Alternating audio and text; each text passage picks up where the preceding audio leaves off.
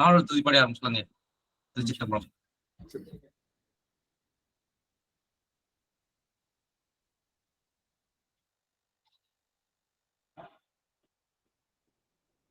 தென்னாடுடைய சிவனே போற்றி, என் நாட்டவர்க்கும் இறைவா போற்றி, காவாய் கனகத்திரளே போற்றி, கைலை மலையானே போற்றி போற்றி.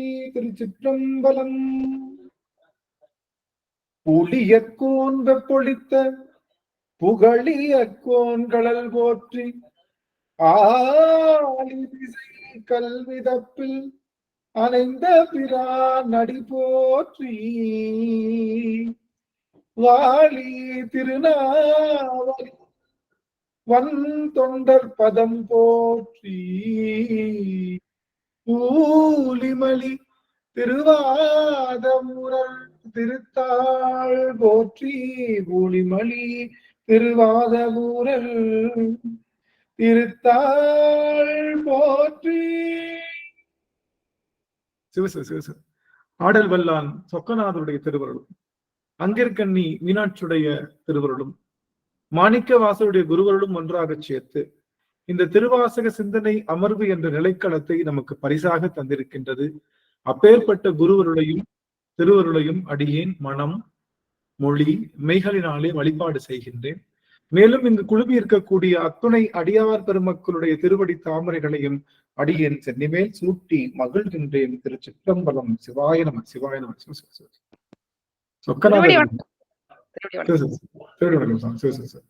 சொக்கநாத வெண்பா நமச்சிவாய நமச்சிவாய.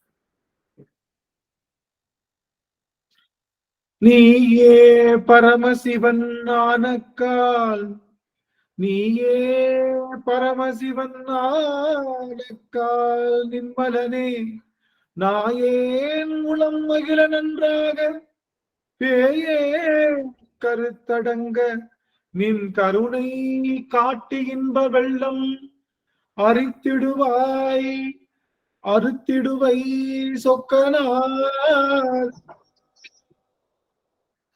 நீயே பரமசிவன் ஆனக்கால், பேயே கருத்தடங்க நின் கருணை காட்டி இன்ப வெள்ளம் அறுத்திடுவை சொக்கநாதா. சொக்கனா சொக்கனா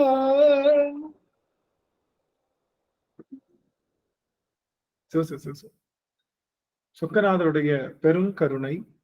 அந்த வகையில இன்றைய தினம் நாம் இந்த திருப்பூவல்லி என்ற பதிகத்தை தான் சிந்தித்துக் கொண்டிருக்கின்றோம். அந்த வகையில இந்த 19வது பதிகம், கடைசி பதிகத்துக்கு முந்தின பதிகத்தை தான் இருக்கும். அதுல ஓரிரு வார்த்தைகள் இருக்கு. அதை முடிச்சிட்டோம்னா 20வது பதிகம் போயிடலாம். ஆக இந்த அளவில நாம் இந்த சிந்திக்க இருக்கிறோம்.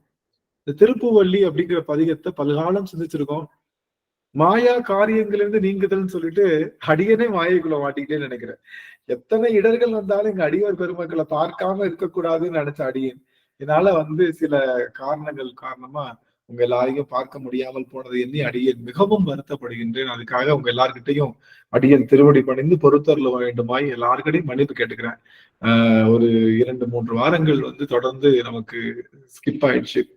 காரணம் என்னன்னா, கரெக்டா அன்னைக்கு அடியனுக்கு பயணம் ஆயிடுச்சு. எதைக்குமே 8:30 வைக்கிறதுக்கான காரணம் எந்த வேலை இருக்கக்கூடாது, அடியார்களோடு இணைந்து இருக்கணும்னு சொல்லிட்டு. ஆனா அந்த 8:30 மேலதான் பயணம் அன்னைக்கு தொடங்கக்கூடிய ஒரு சூழல் ஏற்பட்டது. பயணத்துல எப்பயுமே நம்ம எடுப்போம். ஆனா அந்த பயணத்துல நிறைய பேர் கலந்து இருக்கிறதுனால என்னால அந்த இடத்துல நான் மட்டும் போறதா இருந்தா ஒன்றும் பிரச்சனை இல்லை. பயணத்திலையும் அடியன் தொடர்ந்து அந்த அமர்வை எடுத்துக்கொண்டுதான் இருப்போம். அதனால அதுக்கும் வாய்ப்புலாம் போயிடுச்சு. அதனால முதல் முறையாக அடியனை தயவு செய்து அடியவர் பெருமக்கள் எல்லாம் பொறுத்தரல வேண்டும் அப்படிங்கிறத ஒரு பெரிய ஒரு விண்ணப்பமா அவங்க எல்லாருடைய திருவடியும் அடியன் பல்காலம் வீழ்ந்து தண்டமிட்டு அடியன் இதை மன்னிப்பு கேட்டுக்கிறேன் முதலாவதாக. இரண்டாவதாக, பார்த்து பல காலம் ஆயிடுச்சு. நான் வாரத்துக்கு 4 தடவை பார்த்தாலுமே உங்களை பார்க்கணும்னு ஆசைப்படுவேன். அதனால பார்த்து பல காலம் ஆயிடுச்சு. அதனால முதலாவதாக உங்களுடைய திருமுக தரிசனம் எனக்கு கிடைக்கணும் அப்படின்னு உங்ககிட்ட விண்ணப்பம் வைக்கிறேன். எல்லாருடைய திருவடிக்கும் திருமுக தரிசனம் கிடைக்கணும் விண்ணப்பம் வைக்கிறேன். வாய்ப்பு இருந்ததுன்னா அடியார்கள் எல்லாம் திருமுக தரிசனம் கொடுக்கலாம். அது ஒண்ணுதான் அடியன் செய்த தவம், வேற ஒண்ணுமே இல்லை. இது எத்தனை காலமாக அடியன் விட்டிருந்தேனே நினைச்சு பார்க்கும்போது அதுவே பெரிய ஒரு எனர்ஜி டிராப் தான் எனக்கு. கோலமாலம்மா திருவடி வணங்குகின்றேன். ரொம்ப மகிழ்ச்சி. உங்க எல்லாரையும் நான் ஒரே நேர்கோட்டுல உங்க எல்லாரையும் பார்ப்பதுல கிடைக்கக்கூடிய ஆனந்தம் உண்மையிலேயே இந்த வையகத்தையும் வானகத்தையும் பரிசாக கொடுத்தாலும் கிடைக்குமா அப்படின்னா சத்தியமா இல்லை. இது ஏதோ வார்த்தைக்கு சொல்றான், நம்ம எல்லாத்தையும் ஐஸ் வைக்க சொல்றான், தயவு செய்து நினைச்சுக்க வேணாம். இது அடிநாதத்திலிருந்து சொல்லுகின்ற வார்த்தை. இந்த உலகத்தையும் வானத்தையும் ஒன்னா பரிசா கொடுத்தா கூட எங்க அடியவர் திருமுக தரிசனம் ஒன்றுதான் அடியனுக்கு ஒரு பெரிய மெய்ப்பொருளாக கருது. அந்த வகையில அவங்க எல்லாரையும் திரும்ப திரும்ப வீழ்ந்து வணங்கி அவங்க அப்படியே கண்கள்லயே நான் அப்படியே அவங்க எல்லாரையும் உள்ள வச்சுக்கிறேன். நான் கண்ணு திறந்துட்டா திரும்ப அந்த பதிவுகள் எல்லாம் போயிடுமோன்னு ரொம்ப மகிழ்ச்சி. அடியன் செய்த தவம் இந்த இந்த அருமையான அந்த அந்த இந்த அருமையான அந்த அன்போட நம்ம உள்ள போகலாம். ரொம்ப மகிழ்ச்சி. எல்லாத்தையும் பார்க்க முடியுது. அதனால சித்ரா அம்மா, சாருமதி அம்மா, மதிலா அம்மா, விக்னேஷ் ஐயா, புஷ்பலதா அம்மா, சரஸ்வதி அம்மா, மதிலா அம்மா, சிஸ்லா அம்மா எல்லாரையும் என்னால பார்க்க முடியுது. சித்ரா எல்லாரையும் ரொம்ப அருமையா பார்க்க முடியுது. சரஸ்வதி அம்மா நம்மளுடைய கே சரஸ்வதி அம்மா எல்லாரையும் என்னால பார்க்க முடியுது. தவம் தவம் தவம் சாமி உள்ள போயிடலாம். நல்லது. திருப்பூவல்லி நமக்கு தருகின்ற மிகப்பெரிய பரிசு என்ன அப்படின்னா மாயா காரியங்களிலிருந்து நீங்குது. மாயா காரியங்கள் தொடங்கப்பட்டது எதுவோ நல்லதுக்காகத்தான், தொடங்கியது எதுவோ இந்த ஆன்மா உய்யம் பொருட்டு தான். ஆனா தொடக்கம் என்றால் முடிவு ஒன்று தேவைதான். ஆனா முடிவில்லாமல் இது பிறவி எடுத்துக்கொண்டே இருக்கின்ற காரணத்தினால ஒரு பெருமான் இந்த மாயா காரியம் அவனே தோற்றுவித்தாலும் அவனே கூட்டுவித்தாலும் இதை விடுவிப்பவனும் அவன் தான். மாயா காரியத்தை அவன் தோற்றுவித்து அவன் மாட்டி வைப்பான், அவனே விடுவிப்பான். ஆனா ஆணவத்தை அவன் தோற்றுவிக்கல, அவன் பிடிக்கல, நாம தான் விடணும். இதுல என்ன ஒரு பியூட்டினா, மாயா காரியத்தை நாம விடும் போதே ஆணவமானதும் நம்ம இடம் ஆணவம் என்ற இருளும் நம்ம இடத்து விலகுகின்ற. நீங்க பாத்துருக்கீங்களா வீட்டுல ரொம்ப இது இருக்கா, நம்ம கண்ணாடி கிளாஸ் உடஞ்சிருச்சுன்னு வச்சுக்கோங்க. கண்ணாடி கிளாஸ் உடஞ்சிருச்சு அப்படின்னா என்ன பண்ணுவோம்? கொஞ்சம் போல சரி நீங்க என்ன பண்ணுவீங்க நான் கேட்டுக்கிறேன். நான் சொல்றதுக்குள்ள நீங்க என்ன பண்ணுவீங்க? நான் சொல்லிட்டேன்னா நான் சொல்றது ஓகே.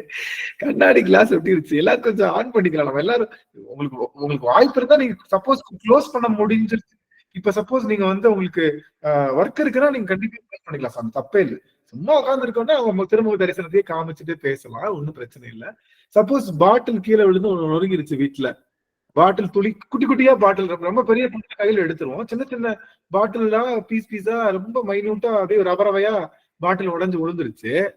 இப்போ கிளீன் பண்ணோம், என்னதான் என்ன பண்ணுவீங்க? ஐயா சாணி உருண்டை சூப்பர் சூப்பர். எல்லாரும் அப்படிதானா? எல்லாரும் அப்படிதானா? அதுக்கு முன்னாடி எல்லாம் சாணம் எடுத்துன்னு அந்த பொடியை ஒத்தி ஒத்தி எடுப்போம். பெரிய நான் எங்க ஊர்ல எல்லாம் சாணம் கிடைக்காது. சாணம் கிடைக்காதனால அரிசி மாவு வேகமா அரிசி கொஞ்சம் தண்ணி போட்டு பனைஞ்சு அரிசி மாவு எடுத்து அப்படியே கொஞ்சம் கொஞ்சமா ஒத்தி ஒத்தி எடுத்து உரமா வச்சிருக்கோம். சாணம் ஈஸியா இப்பெல்லாம், அந்த காலத்துல ஈஸியா சாணம் கிடைச்சது. வெளியில போனோம் களிமண் கிடைக்கும். இப்ப எல்லா வீட்லயும் கான்கிரீட் போட்டாச்சு, ரோடும் தார் ரோடாகி போச்சு, எல்லாம் போச்சாச்சு. இப்போ நல்லா கவனிங்க, முக்கியமான செய்தி. இப்போ நாம இந்த மாவு உருட்டணும்ல, மாவு அதுதான் மாயை. ஒத்தணும்ல, அதுதான் நம்ம கீழே இருக்கிற கிளாஸ் இருக்குல்ல, அதுதான் பிறவி. மாயையை எடுக்கும் போது என்ன வந்துருது? பிறவியும் சேர்ந்து வந்தது. மாயையில நீக்கிறோம்ல, கையில இந்த மாவு உருண்டைய அங்க ஒத்தும் போது பிறவி இணைகின்றது, அந்த மாயை இணைகின்றது. மாயில இருந்து நம்ம அந்த கண்ணாடி துண்டை அமைக்கி அதை எடுக்கிறப்ப கண்ணாடி துண்டு எதுக்குள்ள போயிடுது? அதுக்குள்ள அந்த அந்த உருண்டைக்குள்ள போயிட்டு அப்படியே அதை ஒட்டிக்கிற மாதிரி திரும்ப அது நமக்கு எந்த விதம் மாதிரி நம்ம வெறுமனையே அந்த கண்ணாடி துண்டுகள் எடுப்பதற்கு அதுக்கு மேல ஒரு சாணத்தையோ அல்லது ஏதாவது ஒரு மாவையோ அல்லது அரிசி மாவையோ உள்ள விட்டு அதை வச்சு அதுக்கப்புறம் அது அரிசி மாவை எடுக்கிறப்போ ஆட்டோமேட்டிக்கா என்ன வந்துருது? அதுக்குள்ள இருக்கக்கூடிய கண்ணாடி துகள் வெளியே வருவது போல நாம் மாயை என்ற இந்த அரிசி மாவை பிணைஞ்சு சாமி தரையில அப்புனது எதுக்காகத்தான்? இந்த கண்ணாடி துண்டை வெளியில எடுக்கணும்ன்றதுக்காகத்தான். ஆக இந்த மாயை என்ற இந்த காரியங்களை எல்லாம் பொசைஞ்சு கீழே தரையில உள்ள வச்சு அழுத்துனதுக்கான காரணம் என்னன்னா, அந்த மாயை இப்ப மாயை நான் எடுத்துடலாம், இந்த மாயை நான் எடுத்துடலாம். ஆனா கண்ணாடி துண்டு ஆட்டோமேட்டிக்கா அது வெளியே வந்துடணும். அது போல பிறவி என்பதை பிறவி என்பது அப்படியே சதறி கிடக்கு. எடுக்க முடியல. அதாவது ஆணவம் என்றது மன்னிக்கணும், ஆணவம் என்பது சிதறி கிடக்கு. ஆணவம் என்ற இருள், ஆணவம் என்ற இருளை எடுப்பதற்காக மாயை என்ற மாவை தொட்டு அமுக்கி அதை மாயை மட்டும் எடுக்கும்போது என்ன வந்துருது? மாயை எடுக்கும்போது என்ன வந்துருது? ஆணவமும் சேர்ந்து வந்துகிறது. எப்படி உங்களுக்கு பொருள் புரிஞ்சுதா? இப்ப நம்ம மாயை நீக்குவது என்பது என்னன்னா, மாயையோடு சேர்த்து ஆணவம் என்ற இருளையும் நீக்க முடியாத இருளையும் நீக்க போறோம். அவ்வளவுதான். ஆணவம் என்ற இருளை நீக்கிட்டா நமக்கு வேலை இல்லை, சிவபெருமானுக்கு வேலை இல்லை, நமக்கும் வேலை இல்லை. புரியுதுங்களா? ஆணவம் என்ற இருளை நீக்கிட்டோம்னா நமக்கும் வேலை இல்லை, சிவபெருமானுக்கும் வேலை இல்லை. 2 பேருமே சந்தோஷமா இருக்கிறது மட்டும்தான் நம்முடைய வேலை. பஞ்ச கிருத்தியங்கள் அவனுக்கு கிடையாது, நமக்கு இனிமே சந்தோஷம்தான். அப்ப இந்த ஆணவத்தை நீக்குவதற்கு மாயை என்ற மாவை கொடுத்து, உடைஞ்சு போன பாட்டில் அப்படிங்கிற அந்த அந்த ஆணவ இருளை இந்த இந்த இந்த மாவை வச்சு அதை தொட்டு அமுக்கும் போது அதுக்குள்ள அப்படியே பீங்கா சொருகி உள்ளுக்குள்ள வந்துடுற போல நம்முடைய பிறவி என்பது நமக்குள்ள, நம்முடைய ஆணவம் என்ற இருளும் நமக்குள்ள வந்துருது அப்படின்னு சொல்லுவோம். அப்போ இந்த மாயையை பீங்கான் கையை வச்சு எடுத்த என்ன ஆகும்? டைரக்டா எடுத்த என்ன ஆகும்? முடியாது. கையில குத்திடும், குத்திடும், உள்ளுக்குள்ள போயிடுச்சுன்னா அதை எடுக்கவும் முடியாது. ரொம்ப மைனூட்டா இருக்கும். அது சின்ன பீங்கான எடுத்துக்கலாம். ரொம்ப மைனூட்டான பீங்கான் உள்ளுக்குள்ள போயிடுச்சுன்னா அதை உங்களால எந்த ஒரு இன்ஸ்ட்ருமெண்ட் வச்சு எடுக்கவும் முடியாது. அது பெரிய ஆபத்துக்கான விஷயம். அதனால அதுக்கு ஒரு இன்ஸ்ட்ருமெண்ட் மாதிரி சாமி ஒண்ணு கொடுத்து அதை எடுப்பது போல நமக்கு மாயை என்ற கருவிய பெருமான் கொடுத்தார். பெருமான் இந்த பெருமான் கொடுத்த அந்த அரிசி மாவு எது கொடுத்தாரு? எது கொடுத்தாரு? கீழே விழுந்த கண்ணாடி ஆணவம் என்ற இருளை ஒத்தி எடுக்கிறதுக்குங்க ஐயா. ஆணவம் என்று அருமை அருமை. ஆணவம் என்ற இருளை ஒத்தி எடுக்க என்ன அருமை பாருங்க. ஒரே சரி அட்டகாசம் பிரிச்சு வேறாங்க பாருங்க. அட்டகாசம் சார். ஆணவம் என்ற இருளை ஒத்தி எடுப்பதற்காக. ஆனா கொடுத்த அந்த அரிசி மாவை என்ன பண்றோம்? கொலக்கட்டை செஞ்சு சாப்பிட்டுட்டு இருக்கோம்.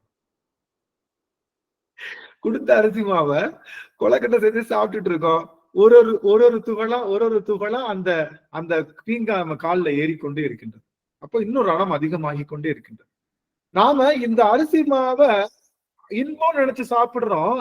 ஆனா ஒவ்வொரு முறையும் கால் என்ன ஏறுது? கால்ல அந்த பீங்கா கண்ணாடி துகள் ஏறிக்கொண்டே இருக்கின்றது. அதனுடைய வலி வேதனையும் அதிகமா இருக்கு. ஆனா அதை தாங்கிட்டு நம்ம என்னதான் செய்யறோம்?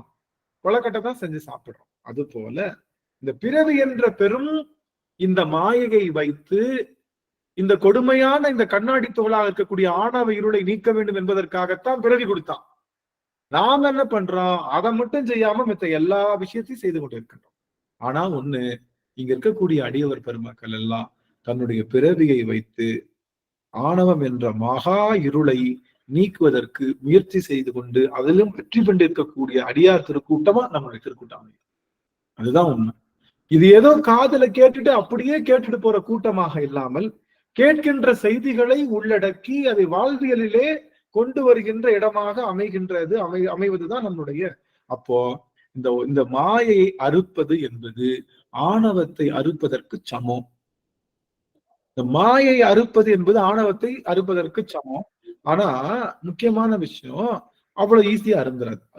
அது மட்டும் தெரிஞ்சு அவ்வளவு ஈஸியா அருந்துறாது. ஏன்னா எல்லா பிறவியும் ஒரு பிறவி ஒண்ணுமே இல்லை. இதை மட்டும் நான் சொல்லியிருப்பேன்னு நினைக்கிறேன் ஏற்கனவே. காலில் செருப்பு போட்டுட்டாச்சு, முக்கியமான விஷயம் போயிட்டு இருக்கோம், டப்புன்னு செருப்பு அருந்துருது. ரொம்ப ஏற்கனவே செருப்பு பாடாவதே ஆயிடுச்சு. நல்ல செருப்பா இருந்தா கூட தச்சு போட்டுக்கலாம். அந்த 3 தையல் 4 தையல் போட்டு பாடாவதையா இருக்கு. அந்த செருப்பு அருந்துருச்சு. அருந்த செருப்பை விட்டுட்டு போக மனசு வரல. இதுதான் மாயை இல்ல. அருந்த செருப்பை போய் அதுக்கு சொந்தம் கொண்டாடலாம். என்னுடைய செருப்பு நடுரோட்ல கிடக்கலாமா? அது அருந்த செருப்பு தான். ஒரு நாள் உன்னுடைய உடலே நடுரோட்ல கிடக்க போகுதுன்னு நமக்கு தெரியல இல்ல. நம்முடைய உடலே இப்படி கிடக்க போகுதுன்னு தெரியல. ஆனா என் செருப்பு இப்படி நடுரோட்ல கிடக்கு, அது என்ன பண்றது அப்படின்னு சொல்லிட்டு எடுத்து பத்திரமா நான் என்ன பண்ணுவேன், எனக்கு அது மனசே வராது. என்னுடைய செருப்பு கூட நடுரோட்ல அப்படியே விட்டுட்டு போவேன். ஐயோ இவ்வளவு நாள் உதவுச்சு, இந்த செருப்பு இப்படி நடுரோட்ல விடலாமா அப்படின்னு நினைச்சிட்டு என்ன பண்ணுவேன், எடுத்து ஒரு பிளாஸ்டிக் கவர்ல எடுத்து வீட்டுல வச்சிருவேன் பரன்ல. இப்படியே நம்ம வீட்டுல எடுத்து வீடு மாத்தவே இல்லை. பல காலம் கழிச்சு நம்ம வீடு மாத்த, என்னடா இது வீடு பூரா அதுவும் பிஞ்சு போன உதவாத செருப்பையா மாடி வச்சிருக்கேன். வீட்டுக்கு ஏதாவது நல்ல விஷயம் வருமா? மகாலட்சுமி தான் வீட்டுக்கு வருவாளா? இப்படி பண்ணி வச்சிருக்கேன். இதனாலதான் என்னவோ தெரியல வீட்டுக்கு காசே வரல போல அப்படின்னு சொல்லிட்டு அம்மா சொல்லிட்டு இருப்பாங்க. என்ன சொல்ல வரேன்னா, ஒரு சாதாரண அருந்த செருப்பின் மீது உள்ள பற்றையே நம்மளால அறுக்க முடியல. மிஞ்சி மிஞ்சி போனா அது நம்ம கூட 1 வருஷமோ 2 வருஷமோ இருக்கு, அதையே அறுக்க முடியலன்னா அத்தனை கோடி பிறவிகள் தோறும் அந்த அந்த அந்த ஆணவத்தை, அந்த மாயைய அந்த பற்றை நாம் எப்படி அறுத்து விடும்? அந்த பற்றை அறுத்து விட முடியும். அப்ப பற்றை அறுப்பதற்கு என்ன பண்ணணும் அப்படின்னா, பற்றுக பற்றற்றான் தாளினை பற்று விடற்க. நான் தப்பா சொல்றேன்னு சொல்றேன், யாராவது கரெக்டா சொல்லுங்க. பற்றுக பற்றற்றான் தாளினை அப்பற்று விடற்க. நான் சரவணன் சாமி, யாராவது ஒருத்தர் கரெக்டா சொல்லுங்க. அது திருக்குறள் எடுங்க, திருக்குறள் எடுத்து கரெக்டா சொல்லுங்க.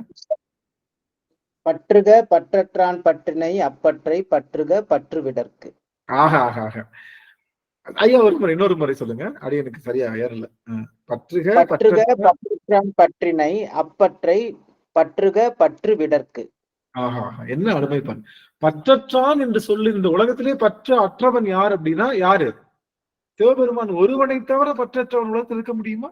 அவன் ஏதாவது ஒரு பற்றுடைய பொருளை தன்னுடைய மேல வச்சிருக்கானா, தன் உடம்புல வச்சிருக்கானா, தன்னோட சேர்த்து வச்சிருக்கானா? அவன் வச்சிருக்கிறது எல்லாமே உலகத்துக்கு தேவையில்லாத பொருள், தேவையில்லாத பொருளை வச்சிருக்கிறான்.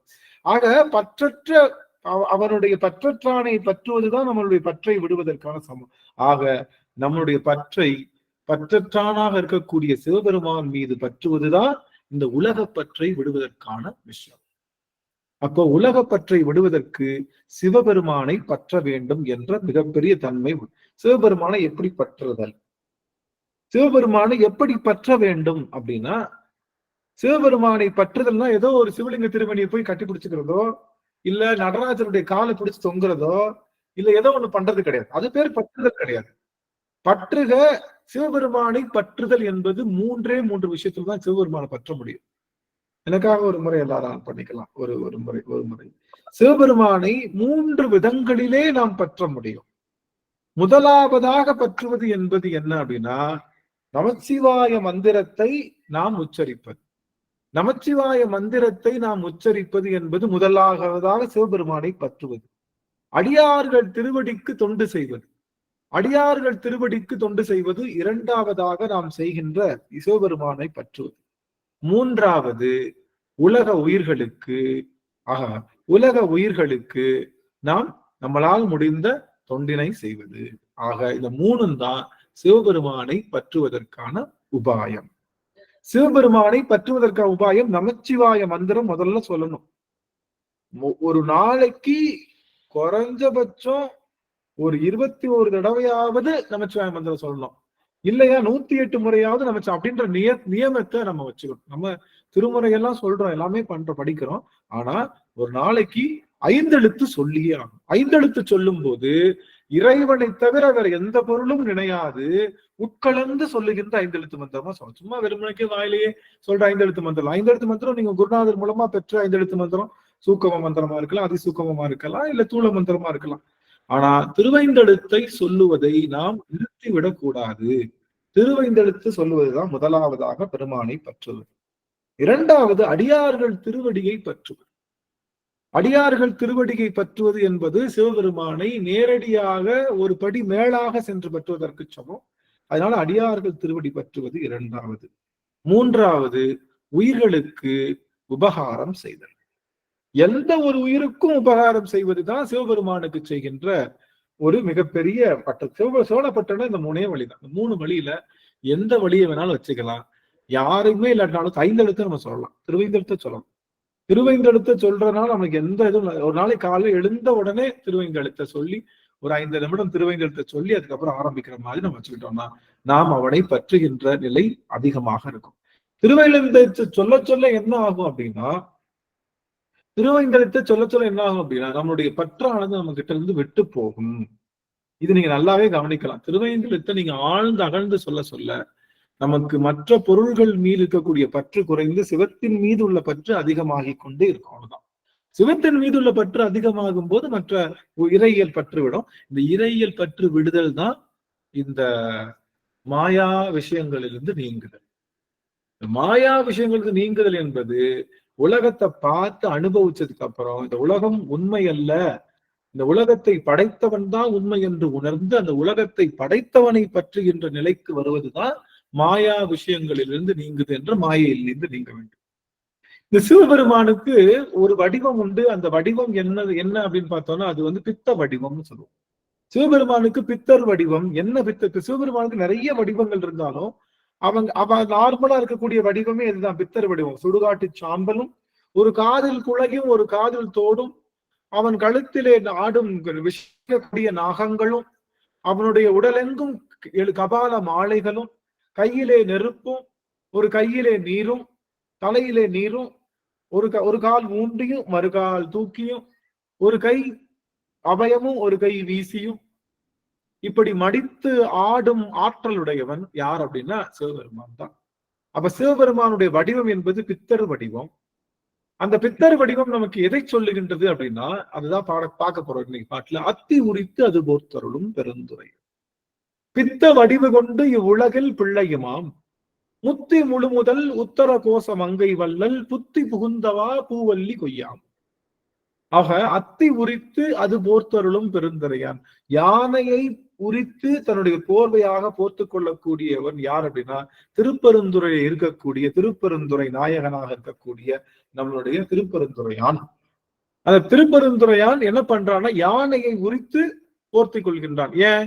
யானை வடிவமும் அவனுக்கு சின்னதுதான், எறும்பின் வடிவமும் சின்னதுதான், புலியினுடைய தோலையும் போர்த்தி கொண்டவன், யானையினுடைய தோலையும் போர்த்தி கொண்டவன்.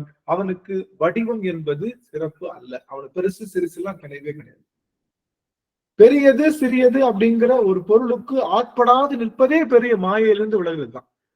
ஒரு பொருளை பார்த்தோன்னு என்ன பண்ணிடுறோம்? அப்படின்றோம் இல்ல. உங்க எல்லாருக்கும் தங்கம் ஒரு தட்டுல கொடுக்க போறோம் அப்படின்னா என்ன பண்ணுவோம்? நம்மளே அறியாம மனசு தங்கத்துக்குள்ள போயிடும். எல்லாருக்கும் ஒரு ஆணத்தை தங்கத்துல ஒரு தட்டுல வச்சு கொடுக்க போறோம் அப்படின்னா அதை வச்சு நாங்க என்னடா பண்ண போறோம் அப்படின்னு அது சொன்ன உடனே நமக்கு மனசுல, அதாவது அதை பார்க்கல, அது கேட்ட உடனே அந்த பொருளினுடைய டிஃபரன்ஸ் நமக்கு தெரியுது. ஆணமும் நமக்கு இந்த பொண்ணும் கேட்ட உடனேயே அதனுடைய வாசனை தெரியுது, அதனுடைய இது தெரியுது, இந்த பொண்ணினுடைய ஒளி தெரியுது, எல்லாம் தெரியுதுன்றப்போ இந்த சொல்லினாலே சொல்ல உடனே நமக்கு என்ன வந்துருச்சு? நேரா கூட பார்க்கல, கையில கூட வாங்கல, ஆனா சொல்லால கேட்ட உடனே ரெண்டுக்கும் விகற்பம் வருது இல்லையா? அந்த விகற்பம் வர்ற வரைக்கும் நம்ம மாயை நீங்கலன்னு அர்த்தம். ஓடும் செம்பொன்னும் ஒக்கவே நோக்குவார். நம்முடைய திருநாவுக்கரசர் உலகாரம் பண்ணிட்டு இருக்காரு. உலகாரம் பண்ணிட்டு இருக்கப்ப என்ன பண்றாரு? திடீர்னு என்ன வந்துருது? நவரத்தினங்கள் வருது, மணிகள் வருது, வைரங்கள் வருது, எல்லாம் முத்தெல்லாம் வருது. என்ன பண்றாரு இவர் என்ன பண்றாரு? மண்ணை எப்படி பார்த்தாரோ அதே போல அள்ளி எங்க எறிகிறாரு? பின்னாடி குளத்துல எறிகிறாரு, அள்ளி. அவன் நினைச்சிருந்தா நினைக்கலாம்ல. நம்மளா இருந்தா என்ன பண்ணுவோம்? நம்ம நல்லவங்க கெட்டவங்க எல்லாம் இல்ல, நம்ம நல்லவங்க என்ன பண்ணுவோம்? இந்த இதை எடுத்து அலசி பத்திரமா வச்சோம்னா ஒரு கோயில் கட்டிக்கலாமே. இதை அலசி பத்திரமா வச்சா 10 பிள்ளைங்களுக்கு சாப்பாடு போட்டுக்கலாமே. இதை அலசி பத்திரமா வச்சா ஒரு 100 பேருக்கு ஒரு வீடு கட்டி கொடுக்கலாமே. என்ன வருமா? வராதான்? வரும். அதுவும் நல்லது தானே. ஆனா அந்த எண்ணம் வந்ததுன்னா என்ன அர்த்தம்? பக்கத்துல இருக்கிற மண்ணும் செம்பொன்னும் வைரமும் எனக்கு வேறையா தெரியும். என்னுடைய நோக்கம் நல்ல நோக்கமா இருக்கு, ஆனா இன்னும் நான் இதுல இருந்து வரல. நோக்கம் நல்ல நோக்கம், ஆனா இன்னும் நான் இதுல இருந்து வெளியே வரல, மாயிலிருந்து வெளியே வரல. மாயிலிருந்து வெளியே இப்போ நீங்க நினைச்சிட்டு இருக்கீங்க நான் கழுவி வச்சு, நல்லா கழுவிங்க, நான் கழுவி வச்சு அது எல்லாத்தையும் ஒரு பேழையில வச்சு எடுத்து வெளியில கொண்டு போறதுக்குள்ள என் மனசு என்ன மாறிடும்? என்னவா ஆகலாம்? இவ்வளவு இருக்கு, கொஞ்சம் போல எனக்கு எடுத்துக்கலாமே, வரும். சரி, கொஞ்சம் போல வேறவங்களுக்கு கொடுக்கலாமே, வரும். நம்மளுடைய எண்ணமானது என்னைக்கு இந்த மனசானது இந்த மண்ணையும் வைரத்தையும், ரெண்டுமே மண்ணுதான், ரெண்டுமே மண்ணுல இருந்தா வருது, மண்ணையும் வைரத்தையும் வேற பொருளையும் இது நினைச்சு பிரிக்கும் போதே இதுக்கு நல்ல புத்தி இருந்தாலும் சரி கெட்ட புத்தி இருந்தாலும் தேவையில்லை, இது மாயில தான் இருக்குன்னு சொல்றோம். ஞாபகரசன் நினைச்சா ஒரு கோயில் கட்டிக்க கூடாதா? சாமி கிட்ட போய் கேட்கிறாரு, என்ன காசு கேட்கிறாரு, என்ன காசு? தங்க காசு, பொற்காசு கேட்கிறாரு. திருவேலிமலையில இல்ல, சாமி கிட்ட போய் தினமும் ஒரு பொற்காசு. நான் கேட்கிறேன், எல்லாம் ஒரு நிமிஷம் ஆன் பண்ணுங்களேன், ஒரு நிமிஷம்.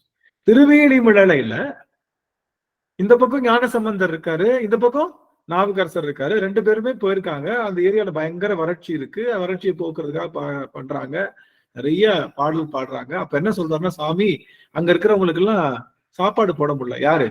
ஞானசம்பந்தருக்கு பின்னாடி வந்திருக்காங்க நிறைய பேர், மடம், ஞானசம்பந்தர் மடம், இங்க நாவுக்கரசர் மடம். நாவுக்கரசர் பின்பற்றி நிறைய பேர் வந்திருக்காங்க. இப்போ இவங்க சாப்பிடாம இருந்துருவாங்க, வந்தவங்களுக்கு எல்லாம் சாப்பாடு போடணும்ல.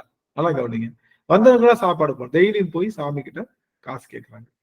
இந்த மாதிரி படிக்காசு கேட்கும் போது தினமும் சாமி வந்து ஒரு காசு கொடுக்குறாப்படி. யாரு? சிவபெருமான் தினமும் ஒரு காசு கொடுக்குறாப்படி. அந்த காசு கொடுத்த உடனே காசு எடுத்துட்டு போய் சமைக்கிறாங்க, எல்லாரும் சமைச்சு சாப்பிடுறாங்க. நாவுக்கரசருடைய மடத்துல இருக்கிறவங்க எல்லாம் வேகமா சாப்பிடுறாங்க. ஞானசம்பந்தர் மடத்துல இருக்கிறவங்க எல்லாம் லேட்டா சாப்பிடுறாங்க, கொஞ்சம் லேட் ஆகுது. வெளியே வந்து இவங்க எல்லாம் வந்து ஏப்ப விட்டு கையெல்லாம் அப்படி முறிச்சுக்கிட்டு இருக்கிறப்பதான் இவங்க என்ன பண்றாங்க, இவங்க சாப்பாடு செஞ்சு முடிக்கிறாங்க. ஞானசம்பந்தர் கேட்கிறாரு, என்ன விஷயம், ஒன்னும் புரியலையே, இன்னும் புரியலையே, 2 பேருக்கும் காசு ஒன்னாத்தான் வாங்குறோம், போய் கடையில கொடுத்து வாங்கிருக்கலாம்ல அப்படிங்கிறப்போ ஏன் அவங்க மட்டும் கொஞ்சம் வேகமா சாப்பிடுறாங்க, நமக்கு லேட் ஆகுது அப்படின்னு சொன்னா அவர் சொல்றாரு, சொன்னாங்க, சாமி நாவுக்கரசு பெருமானுக்கு அந்த என்ன சொல்லுவாங்க, அது பேர் என்ன சாமி, அந்த கொஞ்சம் கலப்படம் இருக்கு, அது எப்படி சொல்லுவோம், மாசு இல்லாத மாசு. அதுல வந்து கொஞ்சம் மாற்று வந்து குறைஞ்சிருக்கும். மாற்று எல்லாம் ஒண்ணுதான். ஆக என்ன ஆச்சு, அவருக்கு முழு மாற்று இல்லாத காசு கொடுக்குறாரு சாமி. அப்படியே சொக்கத்தங்கம் கொடுக்குறாரு. யாருக்கு சொக்கத்தங்கம் கொடுக்குறாரு? நாவுக்கரசருக்கு சொக்கத்தங்கம் கொடுக்குறாரு. இவருக்கு என்ன பண்ண, அவருக்கு 22 கேரக்டர் கொடுக்குறாரு. இவருக்கு எந்த கேரக்டர் கொடுக்குறாரு? 18 கேரக்டர் தான் கொடுக்குறாரு. யாருக்கு? ஞானசம்பந்தருக்கு 18 கேரக்டர் கொடுக்குறாரு. நாவுக்கரசர் வந்து டைரக்டா செலவு பண்ணலாம், சம்பந்தமூர்த்தி நாயனார் வந்து பணம் மாற்றி செலவு பண்ணணும். அதுதான் இப்ப என்னன்னா அவங்களுக்கு என்ன காரணம்னா, நம்ம சொக்கத்தங்கம் கொடுத்தனால அந்த சொக்கத்தங்கம் வச்சு என்ன பண்ணாங்க அவங்க, அது உடனே காசு கிடைச்சிரும். இது உடனே காசு கிடைக்காது, இன்னொரு பொருளா மாத்திதான் காசு கிடைக்கும்ன்றப்போ அவங்களுக்கு லேட் ஆச்சுன்னு சொன்னாங்க. இப்போ நீங்க கேட்டிருக்கோம், நீங்க எல்லாரும் விட்டு கவனிக்கணும். நீங்க கேட்கலாம், எத்தனை டெய்லி ஒரு படிக்காசு பெறுவதற்காக பதிலா சாமி என்ன கேட்கலாம், சாமி ஒரு மூட்டை காசு, ஒரு மூட்டை தங்க காசு கொடுத்துரு சாமி கேட்கலாமா, கேட்க கூடாதா? ஒரு மூட்டை தங்க காசு கொடுத்துரு, நான் எவ்வளவு தேவையோ வச்சு பிரிச்சுக்கிறேன் சொல்லுவோமா? நம்மளா என்ன பண்ணுவோம்? எப்ப நம்மகிட்ட ஒரு மூட்டை தங்க காசு தேவைப்பட்ட என்ன பண்ணுவோம்? சாமி கிட்ட கேக்குறப்ப 2 மூட்டையா கொடுத்தேன், இது எப்படி செலவழிஞ்சிரும், இது கொஞ்சம் வேணும் அப்படி கேட்போம்ல. எதுக்கு? பின்னாடி சேர்த்து வைக்கணும்னு நினைச்சாலே மாயில இருக்கும்னு அர்த்தம். பத்திரமா வச்சுக்கணும்னு நினைக்கும் போது என்னது, மாயதான். இப்படிலாம் சொல்றீங்களே, அப்படிலாம் நீங்க சொல்றதை பார்த்தா நாங்க சேர்த்து வைக்க கூடாதான், நாங்க இது பண்ண கூடாதான், எல்லாத்தையும் தூக்கி ரோட்ல விட்டுறணுமா, என்னங்க சொல்ல வரீங்க? அப்படிதான் இருந்திருக்காங்க. நாம செய்கின்ற பக்தி எல்லாம் எப்படின்னா, வர்றதெல்லாம் வரட்டும், கிடைக்கிறதெல்லாம் கிடைக்கட்டும், கிழவனை தூக்கி மனையில வைகின்ற கதையாத்தான் நாம செய்யற பக்தி. அதெல்லாம் இருக்கட்டும்பா, நம்ம வேலையை முடிப்போம், ஓரமா வச்சுக்க சிவபெருமான, அவங்க கிட்ட அப்புறம் போட்டு ஸ்பெண்ட் பண்ணுவோம், அதை முடிச்சுடுவோம் அப்படின்னு பண்ணுவோம். அதுதான் நம்ம பண்ற பக்தி. ஆனா அவர்கள் செய்கின்ற பக்தி சிவத்தை தவிர வேற ஒன்ற பொருளும் இல்லை அப்படின்னு நினைச்சாதான் அந்த ஒரு விஷயத்துல போக முடியும். சிவத்தை தவிர வேற ஒரு எந்த பொருள் நமக்கு இல்லை அப்படிங்கிற நினைப்பு இருப்பதுதானே நமக்கு. அதனால என்ன பண்ணாங்க, மொத்தமா காசு கேட்டிருக்கணும்ல, மொத்தமா கேட்கல ஒரு பொருளை. ஏன் அப்படின்னா வேற தங்கம் அப்படிங்கிறது மேல பொருள் உதவி. அதனால நாவுக்கரசர் என்ன பண்ணாரு, ஓடும் செம்பன்னும் ஒக்கவே நோக்கி தூக்கிடுறாரு. ஏன்னா இது மொத்தமா கழுவி வைக்கிறதுக்குள்ள என்ன ஆயிடும், நமக்கு இந்த பொருள் மேல ஆசை வந்து விடலாம், ஆசை வந்து விடலாம் அப்படின்றதுக்காகத்தான் அவங்க எல்லாரும் அத கையிலேயே தொடல. அப்போ நமக்கு என்னைக்கு ஒரு காதுல செம்பன் அப்படின்னு சொல்லும் போதும் கோசானம் அப்படின்னு சொல்லும் போதும் ரெண்டுமே ஒரே நிலைப்பாட நமக்கு மனசுல விகற்பம் இல்லாம என்னைக்கு நமக்கு மனசுல விளையுதோ அன்னைக்கு நம்ம என்ன பண்ணிட்டோம், மாயையிலிருந்து விளைவிட்டோம் அர்த்தம்.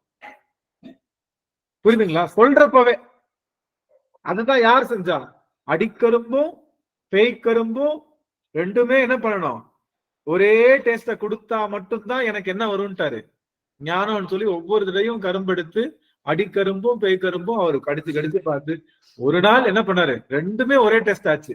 அப்படியே போய் அமர்ந்தார் திருவொற்றியூர்ல. யாரு?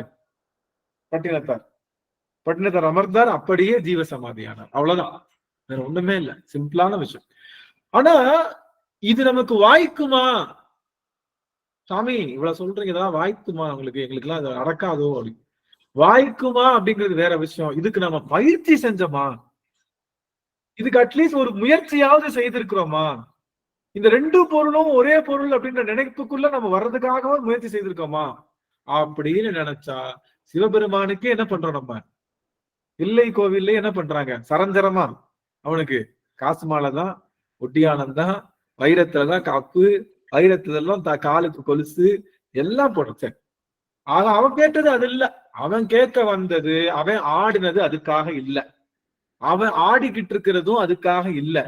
அவன் இந்த 6 திருமஞ்சனம் நிகழுது இல்லையா? வருஷத்துக்கு 6 திருமஞ்சனம் நிகழுது இல்லையா? இந்த 6 திருமஞ்சனம் நிகழும் போது திருமஞ்சனத்தை பார்த்து வந்தா நமக்கு சரியாயிடும் நினைச்சு திருமஞ்சனத்தை மட்டும் பார்த்துட்டு இருக்கணும் இல்லையா?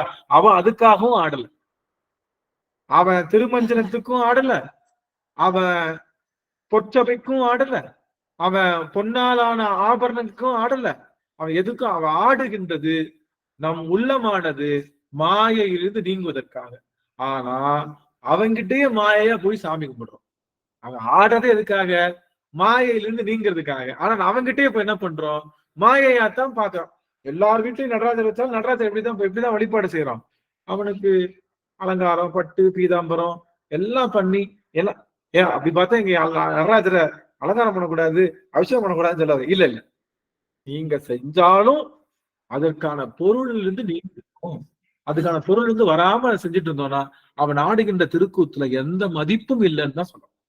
அவன் இறைவன் ஆடுகின்ற திருக்கூத்துக்கு மதிப்பு தருவது என்பது காசமாலை போடுறதோ, காலுக்கு கொலுசு போடுறதோ, ஒட்டியானம் போடுறதோ, அவனுக்கு பலவிதமான திரவியங்கள் அபிஷேகம் பண்றதோ அல்ல. நாம் மாயை என்ற பொருளிலிருந்து நீங்குவதுதான் அவன் ஆடுறதுக்கு நம்ம கொடுக்குற கூலி. நீங்க அவனுக்கு உண்மையான அபிஷேகம் எது தெரியுமா? நெய்யும் பாலும். யாராவது பாடுங்க, மறந்துச்சு. தயிரும் கொண்டு நித்தலும் பூசை செய்யலுற்றார் கையில் ஒன்றும் காணவில்லை, கலலடி வந்து சேர்ந்து உய்யுனல்லார். அம்மா பாருங்க. அரியன் பாருங்கய்யா.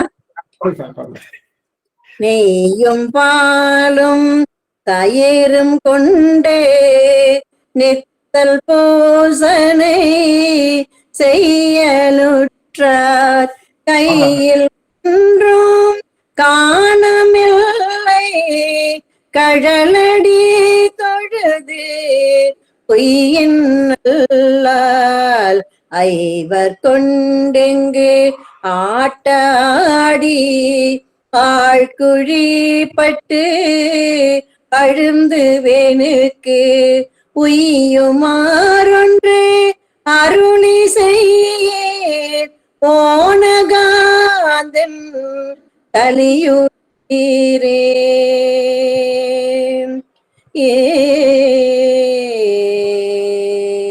திருச்சிற்றம்பலம்.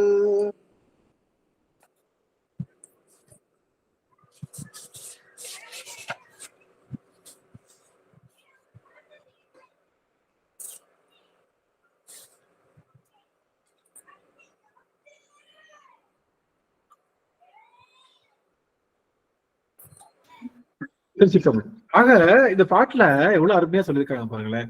நெய்யும் பாலும் தயிரும் கொண்டு நித்தலும் பூசனை செய்தாலும், நித்தலும் பூசனை செய்தாலும்,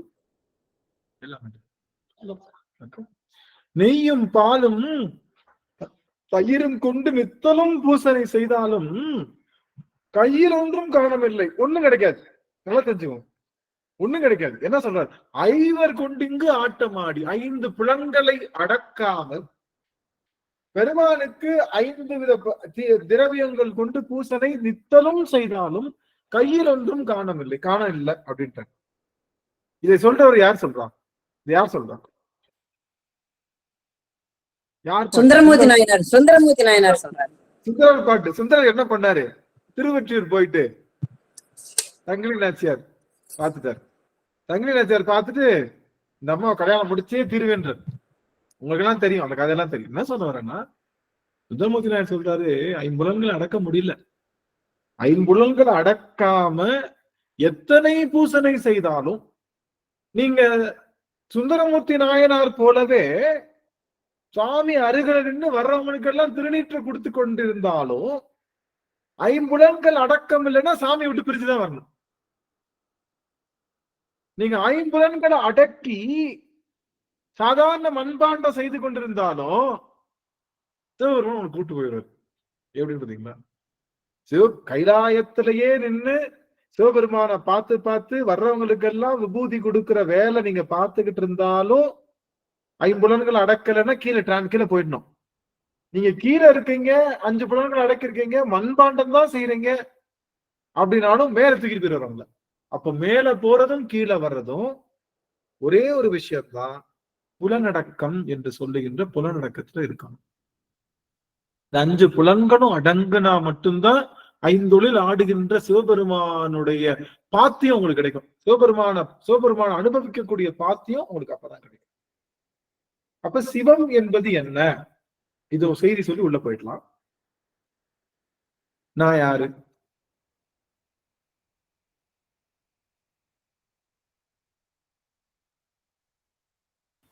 குருநாதர். சொக்கநாதா சாமி, நீங்க வேற. நான் யார் அப்படின்னா ஏதோ ஒரு ஆனந்த் அப்படின்ற ஒரு நேம்ல இருக்கிறவங்க, அப்படிதானே? அதான அர்த்தம். ஆனந்த். நான் ஒரு ஆனந்த், ரைட். நான் உங்களுக்கு என்ன வேணும்னா நீங்க ஏதோ பல விஷயம் சொல்லிருங்க, அதனால அதை கேட்கல. நாம எல்லாரும் இப்ப நான் யாரு? நான் ஜாக்கியா, 1 மினிட் சாமி. பாலுக்கு மட்டும் ஒரே நிமிஷம், நீங்க எல்லாம் யோசிச்சுட்டுங்க. நான் யாரு? ஒரு நிமிஷம் வந்துடுறேன்.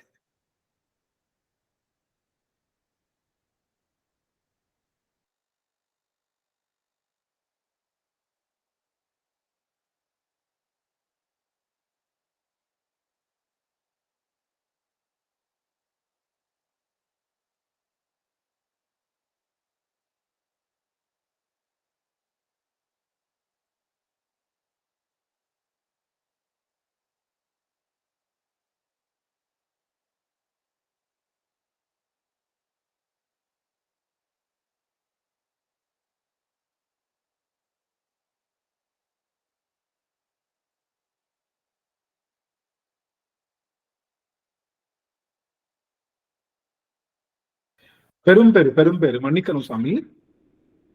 இப்போ நான் யாரு அப்படின்னு கேட்டேன். அதுக்கு நிறைய கேள்விகள் எல்லாம் சொல்லியிருப்பீங்க. உங்களுக்கு ஒரு எல்லாத்துக்கும் ஒரு பதில்கள் இருந்திருக்கும். இப்போ நான் அதுக்கு பதில் சொல்லிடுறேன். இப்ப நான் யாரு அப்படின்னா, உங்களுக்கு நான் யாரு அப்படின்னா நான் உங்க கூட இப்ப இல்ல. இப்ப நான் இல்ல, இப்ப நீங்களும் என் கூட இல்ல. இப்ப நீங்க வேணா சொல்ல நம்ம கனெக்ட் இருக்கோம். இதுல நம்மளுடைய கூகுள் மீட் கனெக்ட்ல இருக்கும். கனெக்ஷன் போனதுக்கு அப்புறமும் நமக்கு தொடர்பு இருக்கு, அப்படிதானே? எல்லாரும் நம்ம நினைச்சுக்கிறோம், எல்லாரும் பேசிக்கிறோம், எல்லாருக்குள்ள ஒரு உணர்வு இருக்கத்தான் செய்யுது. நான் யார் அப்படின்னா உங்களுக்கு என்னால கிடைக்கப்பட்ட அனுபவம் தான் நான். புரியுதுங்களா? நான் யார் அப்படின்னா என்னால கிடைக்கப்பட்ட அனுபவம் தான் ஆனந்த்ன்ற பிம்பம். ஒத்துக்கிறீங்களா? அப்படிதானே? யாரோ ஒருத்தவங்க இருக்காங்க, அவங்கனால நமக்கு அனுபவம் இல்லை, எந்த அனுபவம் இல்லை. அவங்க யாரு நம்ம புரிஞ்சுக்க முடியுமா?